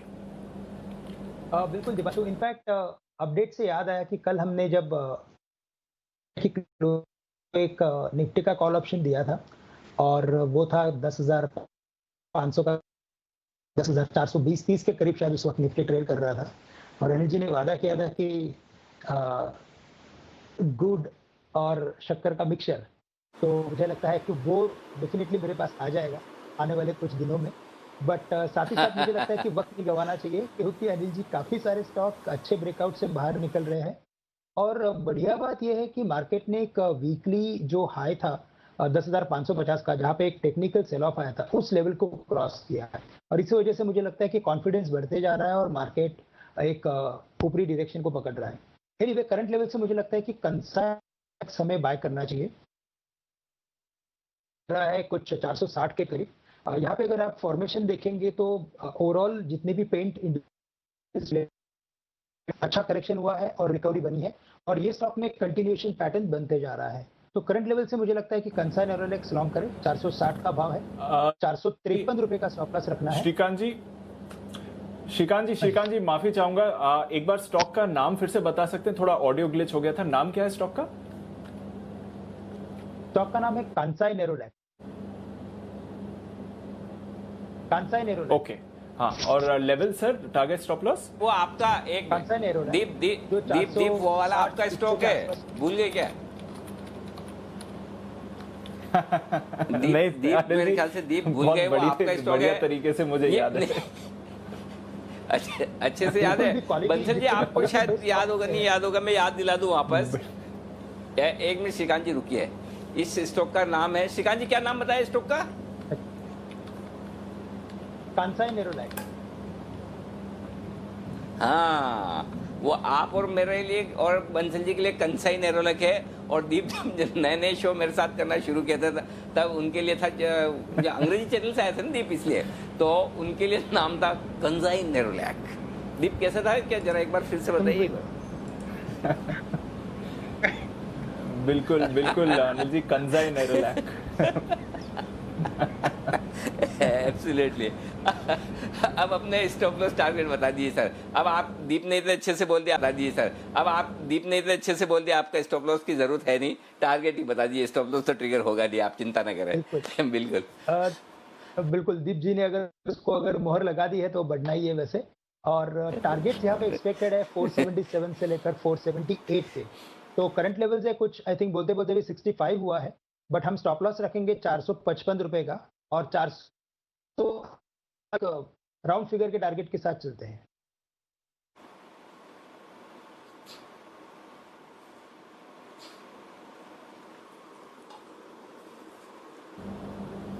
ओके, ये है आपके लिए नेरोलैक पर खरीदारी की राय। और नजर रखिए, अच्छी मूव आ रही है, कैश स्टॉक्स में एक्शन भरपूर है। चार्ट कॉर्नर का बिगुल बजाते हैं राकेश जी कुणाल जी के लिए।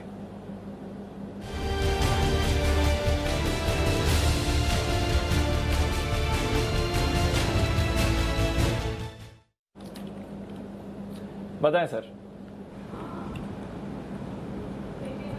दीपांशु, खरीदारी की राय है बॉश पे एक नीट क्लीन क्लियर ब्रेकआउट हो रहा है। बड़े चार्ट पर एक बड़ा ब्रेकआउट है, और जिस तरीके का टेक्निकल रुझान है, एक अच्छा खासा डिसेंट उछाल इसमें कल के सत्र में देखने को मिल सकता है। तो बॉश को मिस नहीं करना चाहिए। ओवर टू कुणाल जी।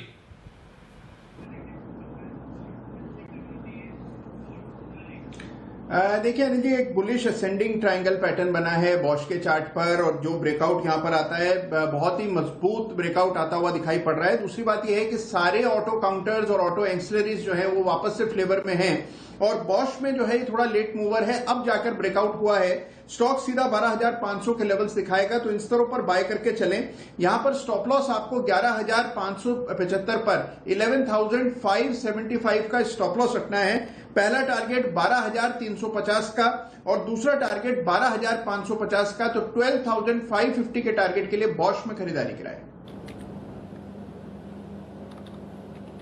बिल्कुल, बॉश में खरीदारी की राय है। और भसीन साहब ने भी इस स्टॉक पर बात करी है। थोड़ी देर में भसीन साहब हमारे साथ फिर से जुड़ेंगे बीटीएसटी कॉल के लिए, तो एक बॉश पर भी अपडेट ले लेंगे उनसे और बाकी की कॉल जानेंगे। बस नजर रखिए, बॉश पर शानदार मूव आ रही है इस स्टॉक में। अब देखते हैं कैश मार्केट स्टॉक में आप और किधर ट्रेड कर सकते हैं। एक और सैटेलाइट कॉल सुमित जी की तरफ से।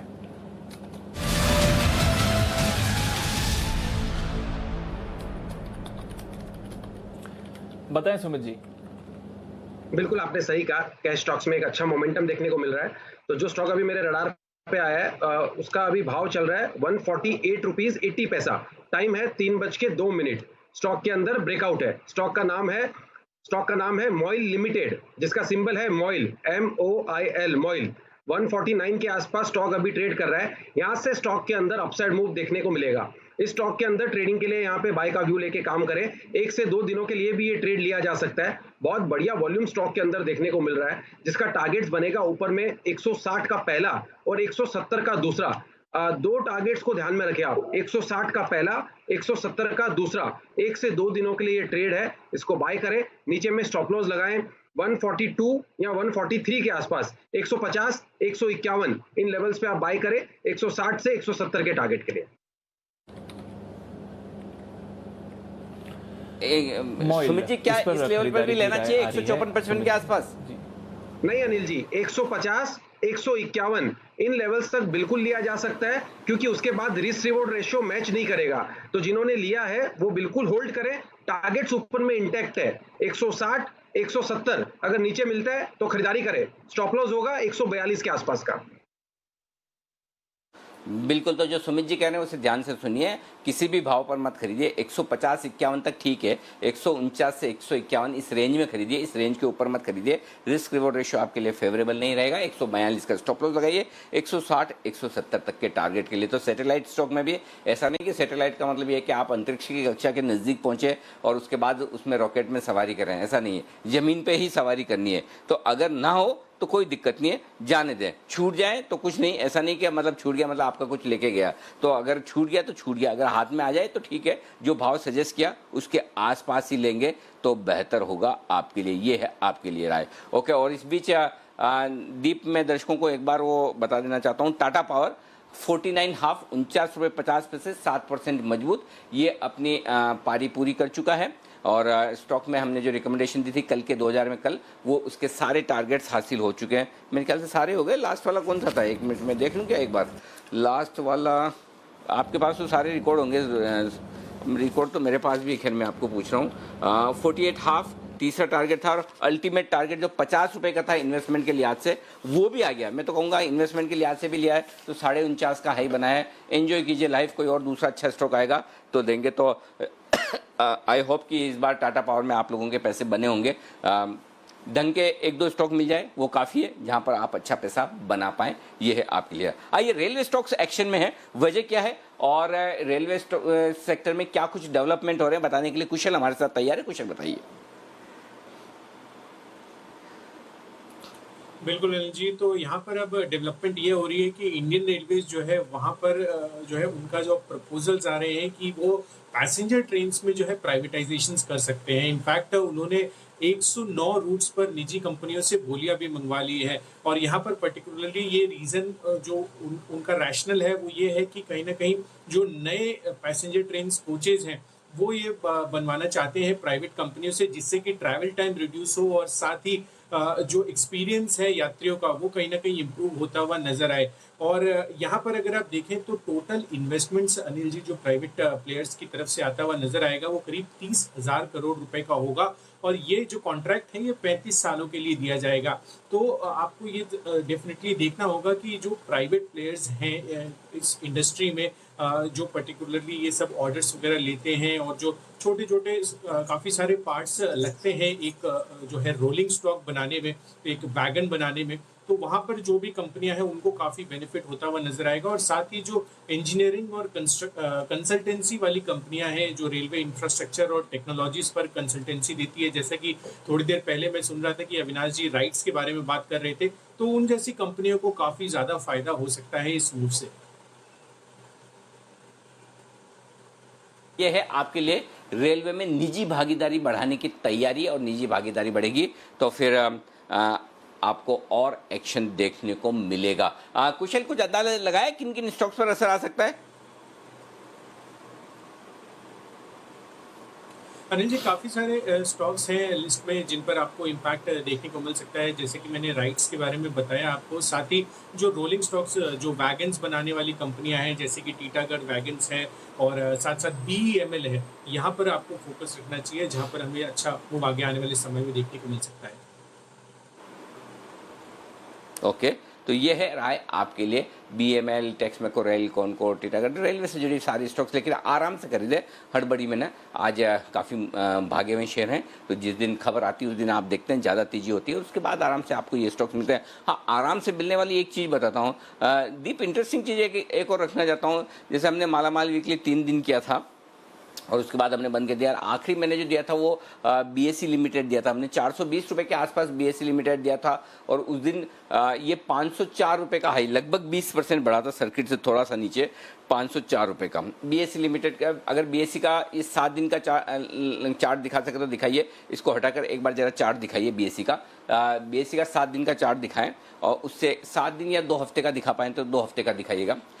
BSE 420 रुपये के आसपास रिकमेंड हुआ, 504 का हाई बनाया, और वहाँ से हमने बंद कर दिया मालामाल वीकली देना, क्योंकि मैंने कहा कि बार बार ये स्टॉक है ना ऐसे भाग रहे हैं, मज़ा नहीं आ रहा, और इसीलिए मैं मना कर रहा हूँ कि बार बार अगर स्टॉक सर्किट मारते फ़ायदा नहीं।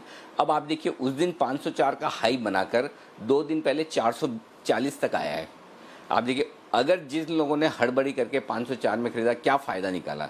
आराम से मैं इसीलिए कहता हूँ कि ये बढ़िया क्वालिटी के स्टॉक्स हैं, और स्पेशली चलो आप टेक्निकल कॉल और ये सब कॉल पे तो आप भाग दौड़ के खरीदारी कर लें, समझ में आता है। इसमें कौन सी आपको जल्दी है, इन्वेस्टमेंट ग्रेड के स्टॉक है, पूरा साल पड़ा है खरीदने के लिए, आराम से खरीदे ना। तो ये स्टॉक वो हैं जहाँ पर आपको शांति से आराम से खरीदना है, ठीक है ना।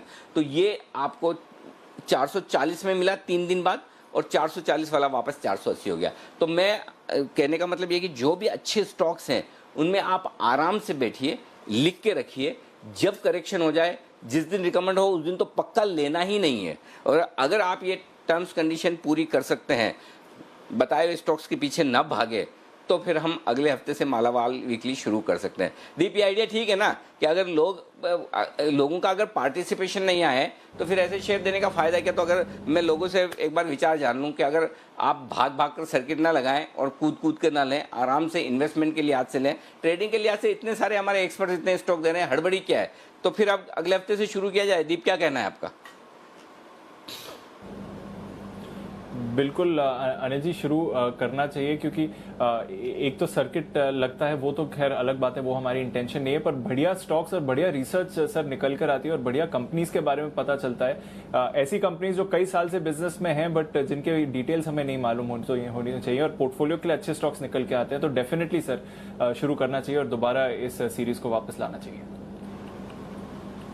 चलिए, बिल्कुल शुरू करने की कोशिश करेंगे। और इस बीच कुणाल जी और राकेश जी तैयार हैं हमारे साथ, और वो देंगे आपको पिक ऑफ द डे। उनके लिए बिल्कुल पिक ऑफ द डे का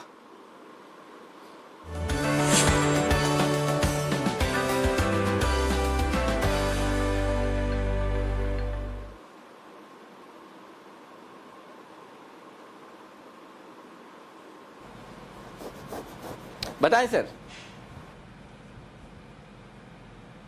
अनिल जी, कॉल से पहले एक चीज बोलना चाहता हूँ व्यूअर्स को कि भैया फ्यूचर ही खरीदें या कैश में खरीदें। लोग कॉल या पुट खरीदते हैं और कॉल या पुट में प्रीमियम उतनी तेजी से नहीं बढ़ता, उसके बाद ट्रोल करते हैं। इस समय जो खरीदारी की राय है वो ITC पर है। ITC 205 के स्तरों को तोड़ रहा है, काफी बढ़िया टेक्निकल पैटर्न है। बेसिकली अगर आप देखें तो कल के दिन में 194 से स्टॉक 204 तक आया था, 4.4 करोड़ शेयर्स का काम हुआ था। आज मात्र 2 रुपए की रेंज में स्टॉक घूम रहा है, 2 रुपए की रेंज में 204 से 206 के बीच में घूम रहा है। 3.25 करोड़ शेयर का काम हुआ है, और जिस तरीके का प्राइस वॉल्यूम एक्शन है, 2 से 2.5 रुपए की गैप अप ओपनिंग स्टॉक कल मॉर्निंग में दिखाने का पोटेंशियल रखता है। तो ITC एक ओवरवेट बाय कॉल है, और ये जो बाय कॉल है सिर्फ कल के लिए है। ITC खरीदें। ओवर टू कुणाल जी।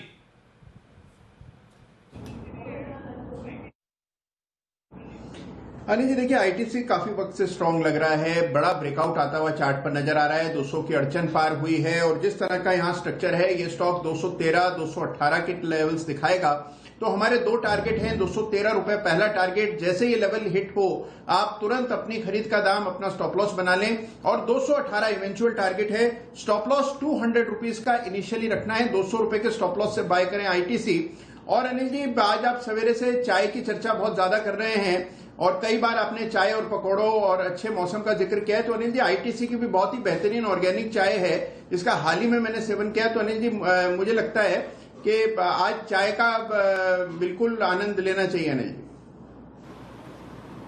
देखो बंसल जी को तो हम बोल नहीं सकते कि बंसल जी के जो सेवन करने वाली चीज़ें की उनका सैंपल भेजो, वो तो हमारे काम आती नहीं है। बंसल जी के जो काम आती है मैकडोवेल और यूबीएल टाइप की चीज़ें, वो हमारे काम आती नहीं है। दूसरी बंसल जी के काम आती है दवाएं, वो भी हम बोल नहीं सकते कि सैंपल भेजो। कम से कम आपको तो बोल सकते हैं, जो चाय का सेवन आप कर रहे हो कम से कम हमें भी सैंपल भेजो कुणाल जी, थोड़ा हम भी टेस्ट करके देखें। अगर अच्छी लगी तो आईटीसी की सेल्स बढ़ाएंगे हम भी। नाम तो बताइए कौन सी चाय है जो आप पी रहे हो आजकल, इतने तरोताजा और एकदम मतलब हैंडसम दिखने लगे हो आप। अनिल जी देखिए ऑर्गेनिक चाय है आईटीसी की। और दूसरी बात अनिल जी है कि अब कोरियर खुल गए हैं, तो आप जब चाहें अनिल जी सभी लोगों को मेरी ओर से चाय के सैंपल मैं भेंट स्वरूप भेजूंगा, तो बहुत जल्द आपको कोरियर मिलेगा अनिल जी, आपको भी, दीपांशु को भी। और अनिल जी कहाँ चक्कर में पड़े हो? जो लोग भी चाहते हैं चाय पीना, मुझे केवल अपना पता भेजें, मैं भेज रहा हूं आपको सैंपल। अरे कहाँ चक्कर में पड़े हो कुणाल जी, अभी ये कोरोना के वक्त में सैंपल भेजोगे, कुरियर भेजोगे, कार्टून भेजोगे, सब छोड़ो ना फालतू में। सिंपल सा हमारा वो तरीका बढ़िया। आप तो आरटीजीएस, एनईएफटी और छोटा अमाउंट है तो पेटीएम ही कर दो। कहाँ चक्कर पड़ा। आइए इस बीच एक बड़ी खबर का रुख करते हैं और हमारे साथ जुड़ रहे हैं हमारे वरिष्ठ संवाददाता ब्रजेश मिश्रा। ब्रजेश के पास एक बहुत बड़ी और बहुत काम की खबर, जी हाँ बड़ी भी है और काम की भी है। क्या है खबर ब्रजेश, बताइए। बिल्कुल, इस वक्त मार्केट में जो रेमडेसिविर दवा है जो कोरोना में कुछ हद तक काम आ रही है, उसकी भारी जो है शॉर्टेज है। और क्योंकि बहुत ज़्यादा सप्लाई आ नहीं पा रही, सिर्फ एक कंपनी दे रही है हेटेरो लैब्स, तो अब जो है उम्मीद है कि शनिवार से जो है सिप्ला की जो रेमडेसिविर है वो मार्केट में आनी शुरू हो जाएगी। सिप्ला की ओर से जो डिस्ट्रीब्यूटर्स हैं दवाओं के, उनको ये मैसेज दिया गया है कि शनिवार तक उनका प्लान है कि मार्केट में इसको उतार दिया जाएगा। और उसके बाद जो है जो मार्केट में इसकी किल्लत है रेमडेसिविर की, ये दूर हो सकती है। और दूसरी ये है कि जो हेटेरो लैब्स है वो जो है अगले हफ्ते में उनका दावा है कि करीब 1 लाख वायल जो है, यानी 1 लाख इंजेक्शन रेमडेसिविर के, वो भी मार्केट में अगले 2 हफ्ते में वो उतारने की कोशिश करेंगे। तो ये जो बहुत सारे लोग जो खासतौर पर कोरोना से जूझ रहे हैं, उनके लिए एक बहुत राहत की बात होगी, क्योंकि मार्केट में इस वक्त अगर देखें तो मैक्सिमम रोजाना जो इंजेक्शन की सप्लाई आ रही है रेमडेसिविर की, वो हार्डली 3000 यूनिट है। आप ये सोचिए कि दिल्ली मुंबई कोई जोड़ लीजिए, और वहां पर अगर आप ये सोचें कि सिर्फ 3000 यूनिट आ रही है, तो मतलब वो कितनी सप्लाई वहां से हो पा रही है।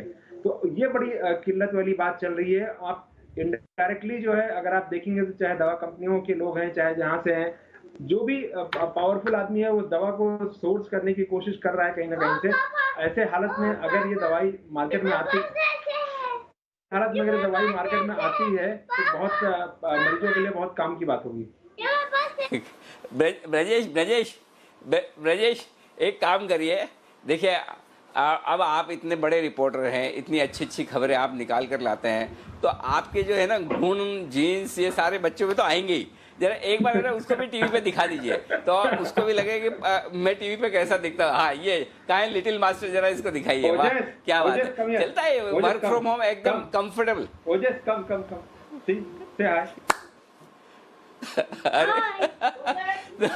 तो ये है छोटे ब्रजेश जी, जो बड़े होकर ब्रजेश जी से भी बड़े रिपोर्टर बनने की तैयारी में है।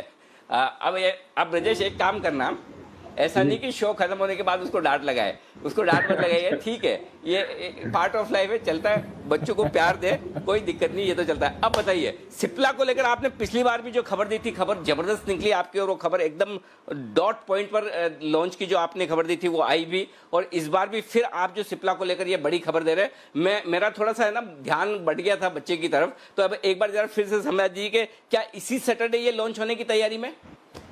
बिल्कुल इसी सैटरडे से, क्योंकि अगर आप देखें तो जिस दिन से अप्रूवल मिला है उसके बाद से लेकर आप देखें तो एक तरीके से कहें तो सिप्ला जो है मार्केट को कैप्चर करने में थोड़ा लेट हो गया, क्योंकि उसके पहले ही जो है हेटेरो लैब्स ने ये दवा मार्केट में ला दी।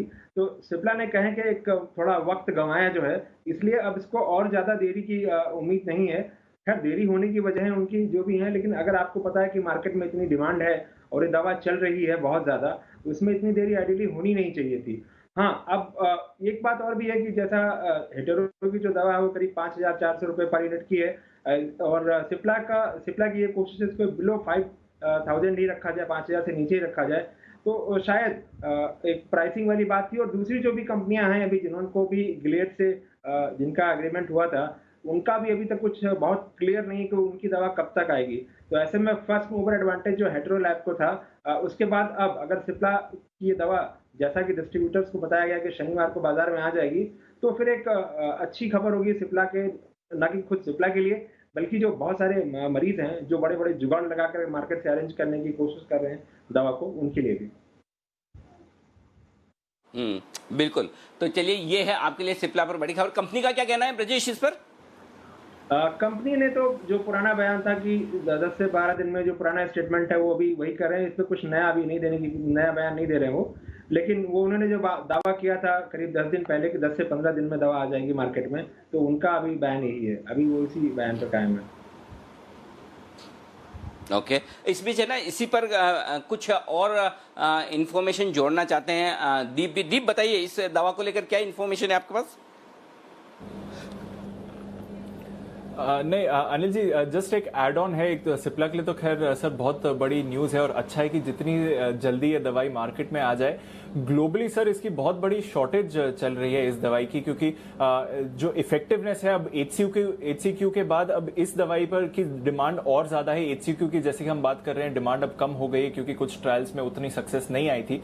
तो ग्लोबली इस दवाई की शॉर्टेज चल रही है, और गिलियड के आने वाले 3 महीने की जितनी भी प्रोडक्शन है वो ऑलरेडी यूएस ने सिक्योर कर लिया है। यानी कि जुलाई के मंथ की 100% जो प्रोडक्शन करेगी गिलियड अपनी फैसिलिटी में इस दवाई की, वो सिर्फ और सिर्फ यूएस में बिक्री होगी। और अगस्त और सितंबर की 90% जो प्रोडक्शन होगी वो भी सिर्फ यूएस में ही बिक्री होने वाली है। तो अच्छी बात है कि जो सिप्ला के पास लाइसेंसिंग पैक्ट है और अब इसका डिस्ट्रीब्यूशन भारत में शुरू हो रहा है, वो अच्छी बात है, क्योंकि ग्लोबली एक बहुत बड़ी शॉर्टेज आने वाली है इस दवाई की, जिस तरह से यूएस अपने लिए सिर्फ ये सप्लाई सिक्योर कर रहा है सर। बिल्कुल। तो चलिए, ये बड़ी खबर है सिप्ला के लिए। और देखिए, सिप्ला का स्टॉक डे हाई पर तेज दौड़ लगाता हुआ 652 के पार। और ब्रजेश, अच्छा हुआ ओजस आया, तो ओजस आने की वजह से खबर आपकी लेट हुई। देखिए स्टॉक पर जो रिएक्शन आ रहा है और जो खबर पर रिएक्शन आ रहा है मार्केट का, वो जबरदस्त है। तो ओजस को प्यार दीजिएगा, और बहुत सारे व्यूअर्स बड़ा पसंद कर रहे हैं कि चलिए आपने और हमने मिलकर उसको डांट नहीं लगाई, और अब बाद में भी मत लगाइएगा, इतना ध्यान में रखिएगा। अच्छा, बाय द वे, हमारे एक दर्शक है, उन्होंने ट्वीट किया, गौरव भटनागर, वो कह रहे हैं कि मेरे भी बेटे का नाम ओजस है। आई एम श्योर आपका बच्चा भी बिल्कुल ब्रजेश जी के बेटे की तरह बड़ा खूबसूरत और बड़ा प्यारा होगा। तो चलिए, बच्चे हैं यार, ये तो लाइफ में चलता रहता है, कोई दिक्कत नहीं। It is part of life, it's part of family. हमारे जो नसीब वाले हैं उनको ये सब देखने को मिलता है और एक्सपीरियंस करने को मिलता है। तो चलिए, आइए सिप्ला, इस पर एक राय ले ली जाए, जो दिन के हाई पॉइंट पर तेज दौड़ लगाता हुआ दिख रहा है। पहले अविनाश जी क्या कहेंगे सिप्ला के बारे में? ना, आई थिंक अनिल जी, ये ड्रग जो अभी दीपांशु ने कहा है वो डेफिनेटली काफी बड़ा ड्रग है, और हमको लग रहा है इसका जो इम्पैक्ट सिप्ला के नंबर्स पे आएगा वो पोस्टली सेकंड क्वार्टर में आना चाहिए। तो मुझे लग रहा है कि मार्केट्स में शायद इतना बड़ा एक्सपेक्टेशन नहीं था कि इतनी ज्यादा खपत इस ड्रग की इस फाइनेंशियल ईयर में होगी। हालांकि इन्होंने थोड़ी सी देरी जरूर की है लॉन्च में, लेकिन मैं समझता हूँ कि जिनको अभी भी इस शेयर में निवेश करना है थोड़े से लंबे नजरिए से, तो मुझे लग रहा है कि निवेश करने का मौका है, क्योंकि सिप्ला एक ऐसा शेयर है जो दूसरे फार्मा शेयर्स के मुकाबले में थोड़ा सा अंडर परफॉर्म पहले कर चुका है। तो ये डेफिनेटली लॉन्गर टर्म के लिए अच्छी खासी रिस्क रिवॉर्ड देने की क्षमता रखता है। बिल्कुल। तो ये आपके लिए नज़र रखिए सिप्ला पर, और ब्रिजेश जी भी हमारे लिए एक्सक्लूसिव खबर लेकर आ रहे हैं, और अच्छे समय पर भारत में इसका डिस्ट्रीब्यूशन शुरू हो रहा है, क्योंकि अब ग्लोबली जिस तरह से संकेत आ रहे हैं, जिस तरह से यूएस अपने लिए सप्लाई कर रहा है, एक शॉर्टेज आती हुई दिख रही है इस दवाई की। तो आपके लिए एक्सक्लूसिव खबर, और नजर रखिए सिप्ला पर चलिए, 3:20 बज रहे हैं। समय है अनिल जी से जान लेने का कि आखिरी 10 मिनट और एक्सपायरी से पहले अगर बाजार पर आपको अपनी स्ट्रैटेजी को चेंज करनी चाहिए या नहीं। बिगुल बजाते हैं अनिल जी की स्ट्रैटेजी का।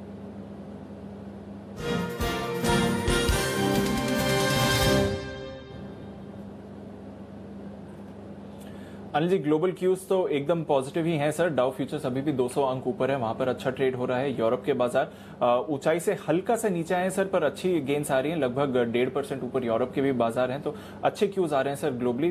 हालांकि बैंक निफ्टी पे सर थोड़ा दबाव जरूर है इस समय। तो 2:30 बजे के डेटा में दिख रहा था कि बैंक निफ्टी थोड़ा सा प्रेशर में रहेगा, उतना मजबूत नहीं होगा और निफ्टी 10,500 10,600 के रेंज में रहेगा, वही होता हुआ दिख रहा है। तो दीप कोई दिक्कत वाली बात नहीं है। मुझे ऐसा लगता है कि अगर बैंक निफ्टी डे लो पर बंद हो या अगर निफ्टी 10,500 10,525 के आसपास बंद हो एक्सपायरी डे, तो हमें लेना चाहिए, कोई इश्यू नहीं है। कल के लिए 10,550 है ना, 10,550। डाउ फ्यूचर्स कितना बताया आपने? डाउ फ्यूचर्स है इस वक्त 200 पॉइंट ऊपर। एक काम करिए, 10,600 का कॉल ऑप्शन खरीदिए और सामने 10,700 या 10,800 का जो आपको ठीक लगे वो बेच दीजिए। तो 10,600 का कॉल ऑप्शन लीजिएगा, 10,700 10,800 का जो अपने रिस्क के हिसाब से, जिनको कम मुनाफा चाहिए कम रिस्क चाहिए 10,700 का कॉल बेच दें, जिनको थोड़ा ज़्यादा मुनाफा चाहिए ज़्यादा रिस्क ले सकते हैं वो 10,800 का कॉल ऑप्शन बेचिए। Point number 1। बैंक निफ्टी पे आज मैं कहूंगा कि आज ट्रेड छोड़ दो, बैंक निफ्टी में कोई नहीं करेंगे, कल देखते हैं, कल करेंगे। बैंक निफ्टी का ट्रेड आज छोड़ देते हैं, निफ्टी में ऑप्शन से लॉन्ग पोजीशन लेकर जाइए, कोई दिक्कत नहीं, ठीक है ना। और अगर बहुत हिम्मत वाले आप लोग हैं तो बैंक निफ्टी पर 22,200 का कॉल ऑप्शन खरीदिए और 22,500 का कॉल ऑप्शन बेच दीजिए। नोट कर लीजिए, 22,200 का कॉल ऑप्शन खरीदिए, 22,500 का बेच दीजिए एग्रेसिव ट्रेडर के लिए। और जो पैसिव ट्रेडर हैं वो कुछ ना करें। और निफ्टी में 10,600 का कॉल ऑप्शन खरीदिए, आपकी रिस्क एपेटाइट के हिसाब से 10,700 या 10,800 का कॉल बेच दें। क्लियर है, एकदम परफेक्ट है। बिल्कुल अनिल जी, तो स्पेशली जो बैंक निफ्टी के लिए अनिल जी बोल रहे हैं कि वैसे अगर आप चाहें तो ट्रेड अवॉइड करिए। अगर आप हाई रिस्क ट्रेडर्स हैं तो 22,200 का कॉल खरीदिए और 22,500 का कॉल बेचिए। और निफ्टी पर अगर आप चाहें तो 10,600 का कॉल खरीद सकते हैं और 10,700 या फिर 10,800 इस कॉल को आप बेच सकते हैं। तो ये आ रही है अनिल जी की तरफ से राय। चलिए आखिरी कुछ मिनट बाकी हैं, एक कॉल और बाकी है, ये है सुमित जी की तरफ से BTSTT का कॉल।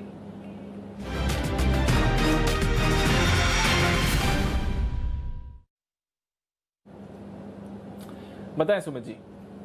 बिल्कुल दीपांशु, BTST कॉल है 1 से 2 दिनों के लिए और अनिल जी का फेवरेट वाला स्टॉक है नेशनल एल्यूमिनियम। 32 रुपए 30 पैसे के आसपास इस पे लेने का सलाह रहेगा।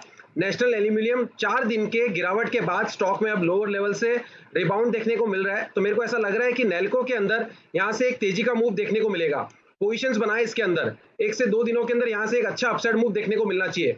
ऊपर में मेरे को लगता है 35 रुपए से लेके 38 रुपए तक का अपसाइड मूव नेल्को के अंदर देखने को मिल सकता है। तो ये कैरी ओवर कॉल है, पोजिशनल कॉल है, 2 से 3 दिनों के लिए है। स्टॉप लॉस बहुत बढ़िया है, रिस्क रिवॉर्ड रेशियो बहुत अच्छा है। 31 रुपए का लगा है इसके अंदर स्टॉप लॉस। 31 रुपीज के स्टॉप लॉस से बाय करे, 1 रुपया सवा रुपए का हुआ स्टॉप लॉस। 35 रुपए का पहला टारगेट, 38 रुपए का दूसरा टारगेट। शायद हो सकता है 1 से 2 दिनों में हमको ये मूव देखने को मिल जाए। खरीदारी करके चलने का सलाह रहेगा। बिल्कुल, तो खरीदारी करके चलिए। नेशनल एल्यूमिनियम ये है आपके लिए राय। पर क्लोजिंग की तरफ आ रहे हैं और M&M इस स्टॉक पर नजर रखिए। ब्रेकआउट आया था शो के शुरुआत में जब हम बात कर रहे थे, वहां से अब तक भी आप देखें तो 10-12 रुपए की गेन आ गई है स्टॉक में। अब 530 के ऊपर ट्रेड कर रहा है M&M 6.5% की तेजी के साथ साथ ही हीरो मोटोकॉर्प, इन दोनों स्टॉक्स में अच्छी तेजी आई है। पर बंसल जी, एक स्टॉक जिसके बारे में मैं आपसे पूछना चाहता था, टाइटन। थोड़ी देर पहले एक बड़ा ब्रेकआउट आया था, 1000 का लेवल क्रॉस नहीं कर पाया, बट टाइटन में अच्छी मूव आई है। कुछ फॉलो ऑन बाइंग देखेंगे? कोई BTST कॉल बनता है इस पर या फिर कल के ट्रेड के लिए कोई सेटअप? नहीं, देखिए दीपांशु, अगर आप ध्यान दें तो सुबह भी आपने पूछा था तो मैंने बोला था यहाँ पर खरीदना चाहिए, तो वो लक्ष्य आ चुके हैं। तो जिन्होंने लिया है उनको 995 के अराउंड, मैंने बोला था 995 से लेकर 1000 के अराउंड मुनाफा बांधना चाहिए। तो उस जोन में मुनाफा बांधने की राय है, नई खरीदारी की राय टाइटन में नहीं रहेगी। नई खरीदारी की राय टाइटन में नहीं रहेगी। मदरसन सुमी वागले साहब, आपने इस पर कॉल दिया था, वहां से भी ऊपर आया है स्टॉक। कोई टारगेट स्टॉप लॉस रिवीजन करना चाहिए, कैरी फॉरवर्ड करनी चाहिए इस कॉल को सर? ओके, वागले साहब के साथ थोड़ा ऑडियो इशू आ रहा है, फिर से रिकनेक्ट करेंगे उनके साथ। पर इक्विटास, श्रीकांत जी जरा इस पर राय दे दीजिए। 7% की तेजी के साथ ये स्टॉक बंद हो रहा है, कुछ करना चाहिए अगर जिनके पास पोजीशन से मुनाफा बुक कर लें या फिर और तेजी आ सकती है? बिल्कुल, इसमें दीपांशु तेजी आ सकती है इक्विटास में। उसका रीजन ये है कि इसने एक पिछले 3 महीने में अगर आप देखेंगे तो एक बड़ी गिरावट के बाद एक अच्छा कंसोलिडेशन किया है। और वैसे स्टॉक ने काफ़ी अंडर परफॉर्म किया है as compared to other NBFCs। But अगर आप इसके एकदम क्लोज बाय अगर चार्ट को देखते हो तो 55-55.5 के करीब इसने एक फ्लैट रेजिस्टेंस बना के रखा है और जो इसके बॉटम है वो राइजिंग बॉटम है। तो ऐसे फॉर्मेशन को हम असेंडिंग ट्रायंगल बोलते हैं। और अगर मार्केट बड़े गिरने के बाद, स्टॉक बड़ा गिरने के बाद अगर कोई ऐसा फॉर्मेशन बनता है तो वो ऊपरी तरफ ब्रेकआउट में कन्वर्ट होता है। जैसे हम लोगों ने बंधन बैंक देखा था, आरबीएल बैंक देखा था, तो मुझे लगता है कि ये भी स्टॉक चल सकता है करंट लेवल से बिल्कुल। इसे या तो लॉन्ग भी किया जा सकता है और थोड़ा पोजिशनल व्यू रखिए, क्योंकि इसके जो टारगेट्स बनेंगे वो 65 से लेकर 70 रुपए के बन सकते हैं। वाओ, तो बड़े टारगेट्स के लिए आप खरीदारी करिए, यहाँ से अच्छी गेन्स आ सकती हैं। कुणाल जी, क्विकली एक कैडिला पे कॉल। वैसे फार्मा स्टॉक्स के 2-3 दिनों की चाल थोड़ी कमजोर रही है, पर आज कैडिला पर अच्छी मूव आई और डेज हाई पर स्टॉक बंद हो रहा है लगभग 5% की तेजी के साथ।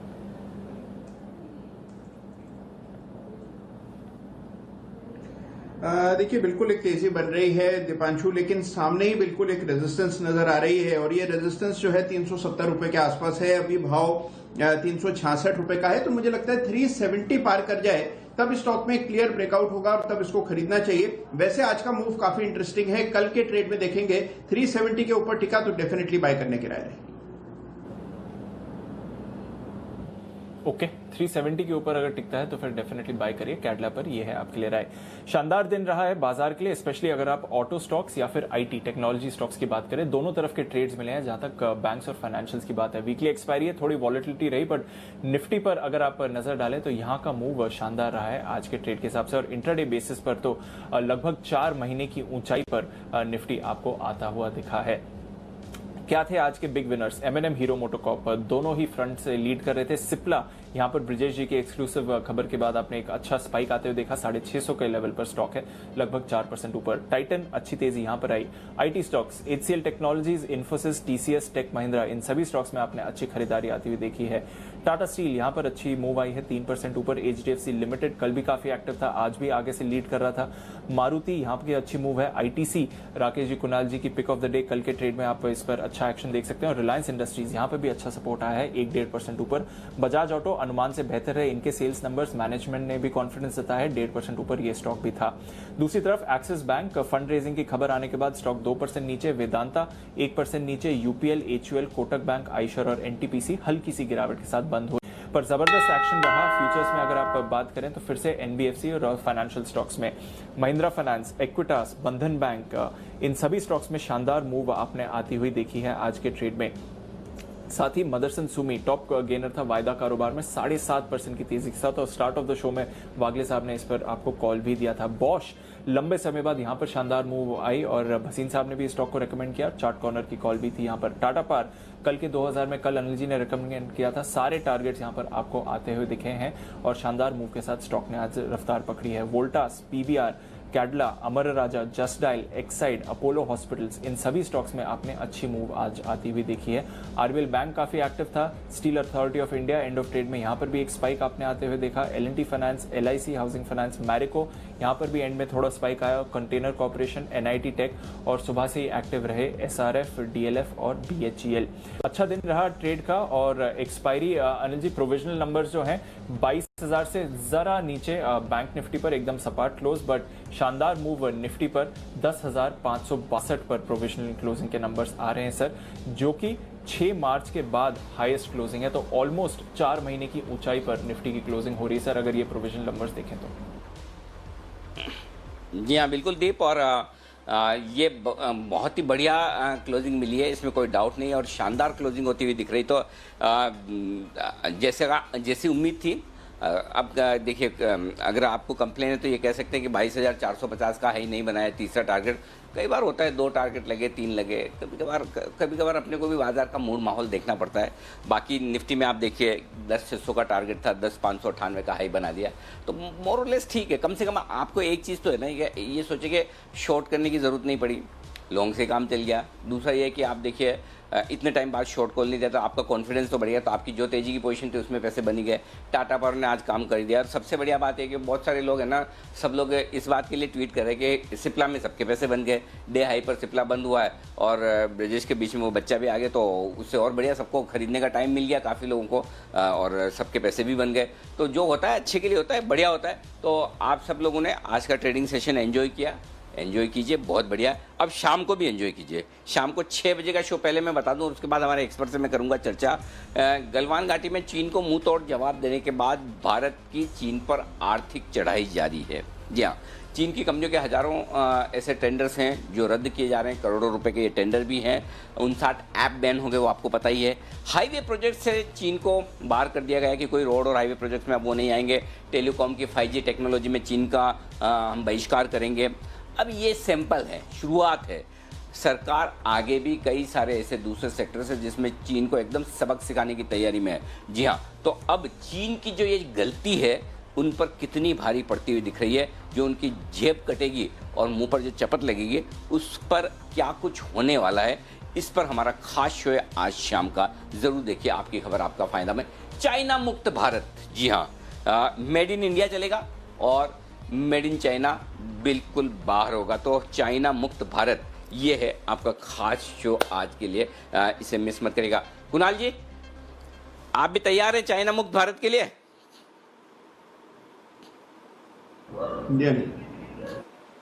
बिल्कुल अनिल जी, देखिए मैंने तो चाइनीज खाना अनिल जी बहुत पहले ही छोड़ रखा है, तो पूरी तरह से चाइना मुक्त हूं मैं अनिल जी। क्या बात है, चाइनीज खाना भी छोड़ दिया यार, ये भी बड़ा इंटरेस्टिंग चीज है। हाँ है, इस एंगल से तो हमने सोचा नहीं। खैर आजकल तो बंद ही, घर पे तो बनता नहीं चाइनीज खाना, बाहर ही जाके खाते हैं। लेकिन ये भी इंटरेस्टिंग बात है कि बंसल जी आप भी छोड़ देंगे चाइनीज खाना? हाँ अनिल जी, खाना भी छोड़ देंगे, चाइनीज बनाना भी छोड़ देंगे अनिल जी। क्या बात है। अच्छा, मुझे तो है ना वो दीप, मुझे खाली चाइनीज खाने में मुझे खाली एक ही पनीर चिली बड़ी पसंद है स्टार्टर्स में। तो अब मुझे भी छोड़ना पड़ेगा। ये तो मुझे इंस्पिरेशन मिल गई आप लोगों से कि हम कोई बात नहीं, हम वो वाला पनीर खाएंगे। कौन सा वाला जो दिल्ली में आप लोग खिलाते थे, तंदूर वाला? अनिल जी जी नहीं, अनिल जी देखिए, chilli paneer 100% Anil ji Indian dish है। इसका चीन से दूर दूर तक कोई संबंध नहीं है। ये बात सही है कि चाइनीज रेस्टोरेंट में मिलती है, लेकिन बिल्कुल भी चीनी नहीं है। बिल्कुल जम के खाइए अनिल जी, कोई दिक्कत नहीं। अरे वाह वाह, थैंक यू वेरी मच, बहुत बढ़िया। ये काम आपने अच्छा किया कुणाल जी। मैं एक वही सोचा था कि मैं इसी का त्याग करूंगा, लेकिन आपने कहा अगर इंडियन डिश है तो फिर तो टेंशन ही खत्म। बिल्कुल। श्रीकांत जी, आप क्या करने वाले हैं, जरा बताइए जरा। देखिए, वैसे देखा जाए तो चीनी खाने में या ऐसा कुछ मुझे परहेज नहीं है, लेकिन जहाँ से सबसे बड़ी इनकम हमारे भारत से वो लेके जा रहे हैं, तो मुझे लगता है वहाँ पे हमें बिल्कुल बहिष्कार करना चाहिए। इनफैक्ट जो चीनी टॉयज है वो मुझे बंद करने हैं, क्योंकि जो मेरे बच्चे हैं उनको काफ़ी इंटरेस्ट है और वो कुछ ना कुछ करते रहते हैं। इनफैक्ट पबजी जो एक काफ़ी बड़ा गेम था, अभी वो बंद हो चुका है, तो उससे राहत भी मिलेगी। और साथ ही साथ मुझे लगता है कि वहां पे फोकस करना चाहिए जहां से वो हमारी जो देश की इनकम है वो बाहर लेके जा रहे हैं।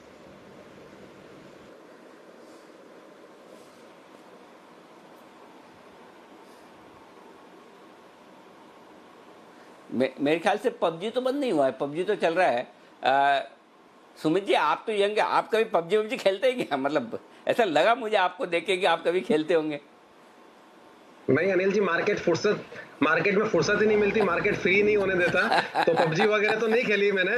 लेकिन हाँ, कुछ लोग खेलते हैं, तो अब वो उनके ऊपर डिपेंड करता है कि खेले कि नहीं खेले। जहां तक अनिल जी ये चाइनीज चीजों का, प्रोडक्ट्स का सवाल है, मेरा मानना है कि ये जो वायरस अब चल रहा है, इसमें घर में रहिए, घर का खाना खाइए, इंडियन मेड फूड खाइए। तो जो भी चीजें घर में बनती है या इंडिया में बनती है वो मैं खाऊंगा, फिर चाहे वो फ्राइड राइस हो या फिर कोई भी उसका नाम हो या कुछ भी हो। लेकिन हाँ, चाइना से रिलेटेड चीजें वो हमको बिल्कुल बंद करनी चाहिए। वहां की चीजें सस्ती आती है तो उस लालच में नहीं लेना चाहिए। मैं महंगा लेना प्रेफर करूंगा, लेकिन अब मैं किसी भी हालत में चाइनीज प्रोडक्ट लेना प्रेफर नहीं करूंगा। एब्सोल्युटली, बिल्कुल ठीक बात है। किसी भी हालत में चाइनीज़ प्रोडक्ट ना खरीदें। और हम यही सबको ये कहेंगे, हम अपने आप से शुरुआत करें, पहले दूसरों को भाषण न दें, हम अपने आप से शुरुआत करेंगे और हम शुरुआत करने की कोशिश। कल शुक्रवार है और जो हमारी बात हुई थी कल 3:30 से 4 स्पेशल शो, कुणाल जी तैयार हैं? कल कर लिया जाए कि क्या करें, वेट करना है एक हफ्ते और?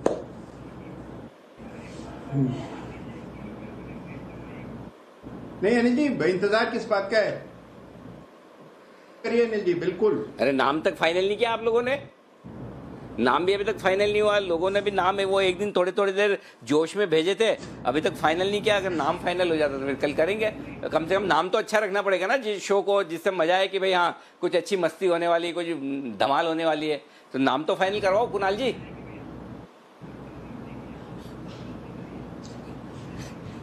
अनिल जी कई सारे नाम आए, जिसमें मुझे जो सबसे पसंद आया मैं वो आपको बता देता हूं, वो है मस्ती की पाठशाला अनिल जी, जो मुझे काफी पसंद आया। बाकी आप लोग मंत्रणा करके अनिल जी एक नाम चुनिए और मेरी राय में अनिल जी कल ही इसका श्री गणेश कर दीजिए। आइडिया तो ठीक है ये, चलिए तो इस पर विचार किया जाएगा और अगर सब कुछ ठीक रहा तो कल हम एक काम करेंगे, मस्ती की पाठशाला कर ही डालते हैं। तो बस नामकरण करने में कुणाल जी से बढ़िया कोई है नहीं, जो मंदड़ियों की सरगना का नामकरण आपने किया है, आज भी लोग उसको पूरा देश याद करता है। आशु मदान जी चाहे बेचारे कितने एक महीने से तेजी तेजी तेजी बोल बोल के कि मंदी नहीं करना है, इंडेक्स में मंदी नहीं करनी है अनिल जी, लेकिन कोई मानने को ही तैयार नहीं है। आपने जो नामकरण उनका मंदड़ियों वाला कर दिया है, अब पूरा देश उन्हें मंदी से ही जानता है। तो चलिए, कुणाल जी के नामकरण में दम है और कुणाल जी के काम में भी दम है। विदा लेंगे आप सभी से, बहुत बहुत शुक्रिया आपका कुणाल जी, राकेश जी, श्रीकांत जी, सुमित जी और साथ ही अविनाश सर, आप सबका बहुत बहुत शुक्रिया।